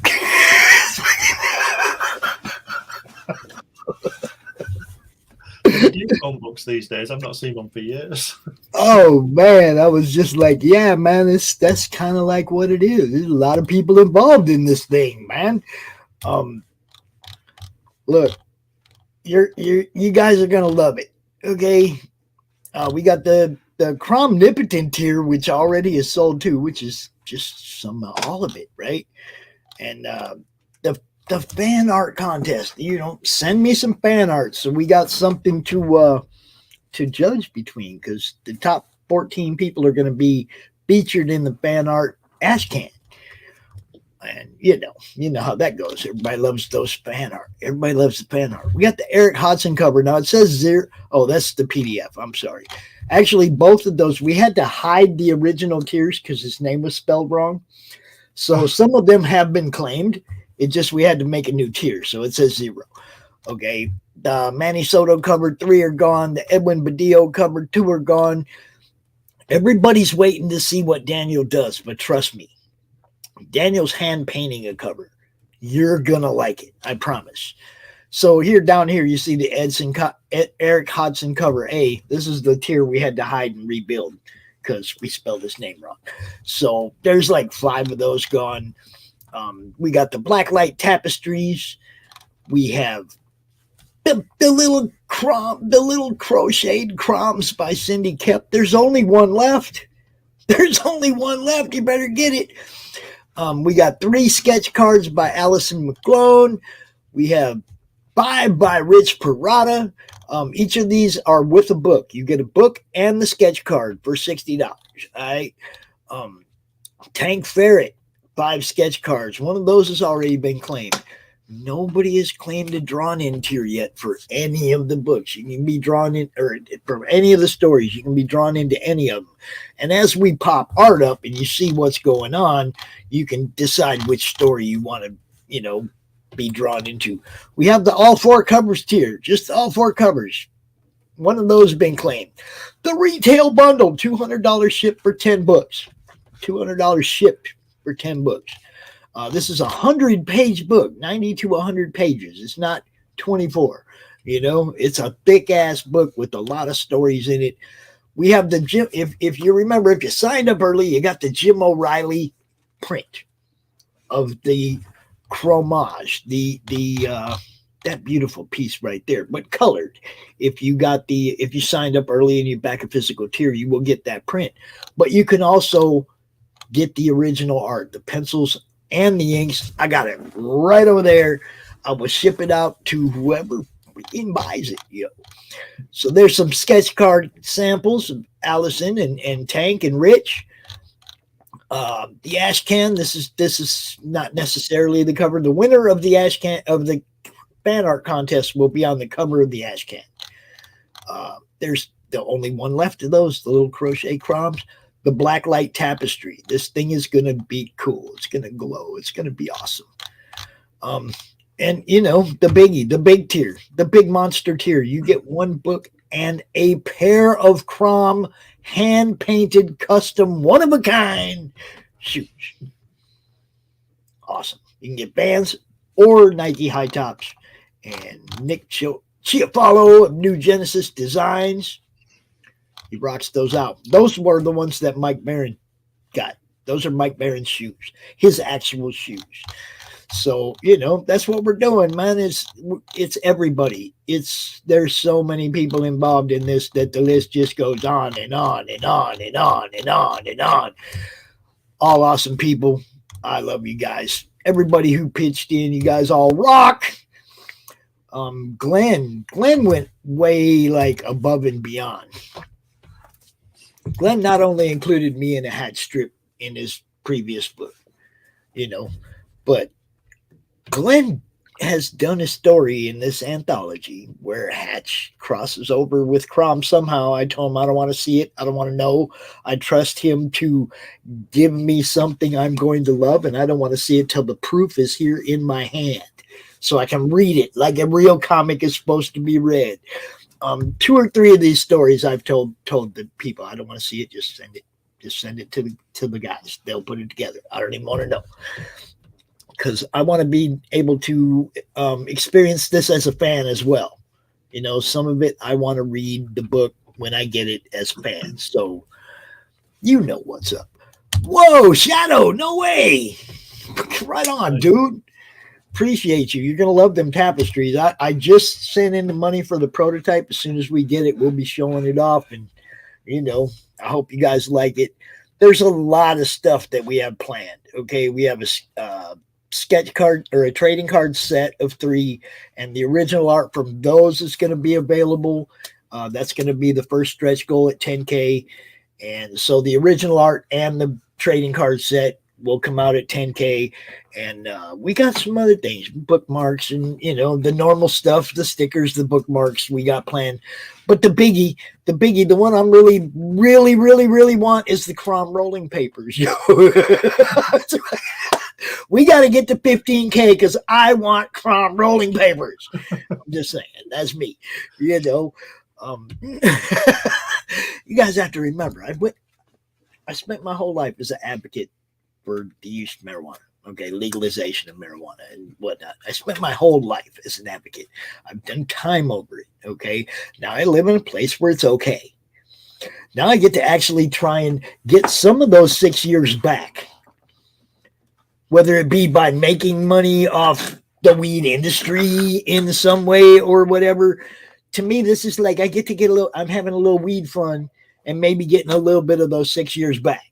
You know what I mean? Financially, however you want to look at it. There's no price tag you can put on a year of your life. No. So any money I make off weed the rest of my life is because they owe me. One way of looking at it. Well, I mean, the place that sent me to prison, it's now legal there. You see what I'm saying? Right. I went to 10 years ago, I did time over it. And, And 30 years ago, I did time over it. And now it's okay. Today, it's like down the street. You know, it's like, come on, man. I mean, I'm glad they finally got with it, but they haven't expunged my felonies or anything. They haven't made my life any easier. You know what I mean? It's like, so they could do that. They could be nice and just eliminate all weed felonies when they legalize it in the state. Just eliminate all that bad records on people because now it's okay. Yeah. You know, but yeah. And yes, Dark Gift is killing it, bro. We got Lightbringer and Hunting Alice, and he's doing Doc's book, and he's campaign manager for the Cromniverse, and Anthony's putting in the work, you know, making a little imprint there with Dark Gift Comics, and we're proud and glad to help everybody, you know, just like Christy and Glenn. You guys know I love you guys, man. This is what we do. Promote books, promote good stuff, have a good time. Guess what? It's 1 o'clock. 2 hours are up. Christy, tell them where they can find you. Muted. Muted. Why are you muted? Still muted. Yeah, All right. you did. Well, there we That's go. it. Thank you. That's it. Yeah, you can find me on the Demon Bitch Kickstarter. You can also find me on my link tree right here. Let me go put that up there. I'm also, there we go, right here. So on my link tree and all that, you'll find all the fucking things that are there. I don't smoke, but I rolling papers. But yeah, so other than that, like back to Kickstarter, wanting to see movement today, and let's go and do this. So I wanted to go and get this fucker funded by WonderCon. Yeah, WonderCon. She's and I'll got, be at E54 in Artist Alley if you guys are local in LA. and you get to meet Katie this weekend too, huh?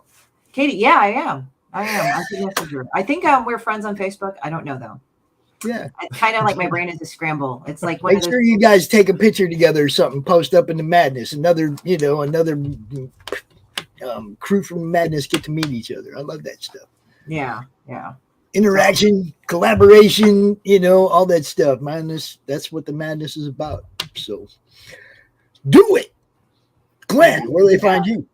Currently on Indiegogo. If you put Jack Kirby words and pictures in, you'll find it. There's about I'm not sure how long to go, 30 hours or 40 hours or something. I'm not quite sure. I think it's Thursday morning. It finishes my time, so I'm not sure. But if you go in there, please back it. It's a unique film, and the book has got more stuff in it that obviously wasn't filmed. It gives you my journey there and all that kind of thing. But otherwise, you can find me, all my work, or at least all my books and magazines on Amazon. There's 10 books of various subjects on there that I've written. And there's currently producing Comic Unlimited magazine. And if you want to, you can find me on Facebook. And I don't do Twitter too much. It's just, like everybody says, it's a cesspool. Mhm. But you can find me on Facebook. Just put my name in, 2 N's and 1 M, and you'll find me on Facebook. And I'll answer your questions. I wanted to tell Brandon, go over to YouTube, say something in the YouTube chat so I can give you a wrench so you can drop links over there, man. My questions for you, Glenn, is when am I going to see you next? I don't know. When are you on next? You're always on. That's what I say. You're welcome to join us anytime. You know that. Thanks. I appreciate that. You see me out here and you want to come out, just holler at me. Yeah. Same as everybody. If you got something, update on your campaign, and you want to do a live instead of just typing an update on your campaign, you got something special you want to tell everybody about, hit me up. Let me know. We'll do that. That's what it's about. Right. Yeah. Oh, what are you doing to me, Christy? Get out of my inbox. What are you doing now? Oh, I'm just sending you stuff. More awful things. You need to work harder.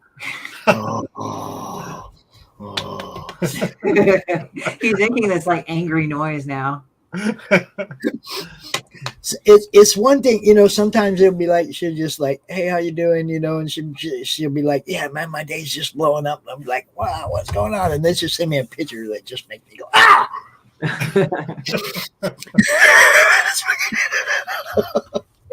And that's why we love her. Go check out Christy Shin. Go check out Glenn Fleming, Doc, Tank, Rich, everybody that was out here today. You guys know what's up. Check everybody's stuff out.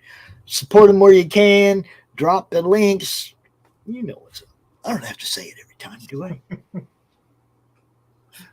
All right. I'm going to play 2 more commercials, and then I'm out of here. Okay. All right. See you, Christy. Nice to see you. Guys. See you, Pops. Thanks a lot. See you later. You bet, man. You have a good day, Glenn. And you as well. Oh, yeah.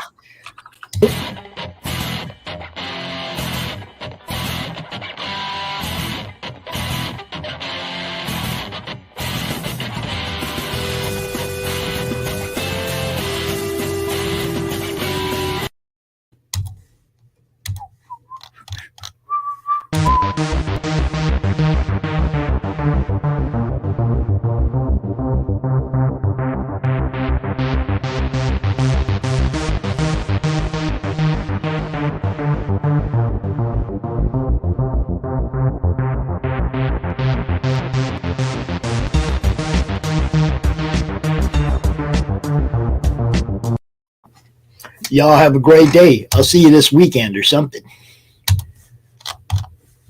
Oh, where is it? Oh, where is it? There it is. Bye.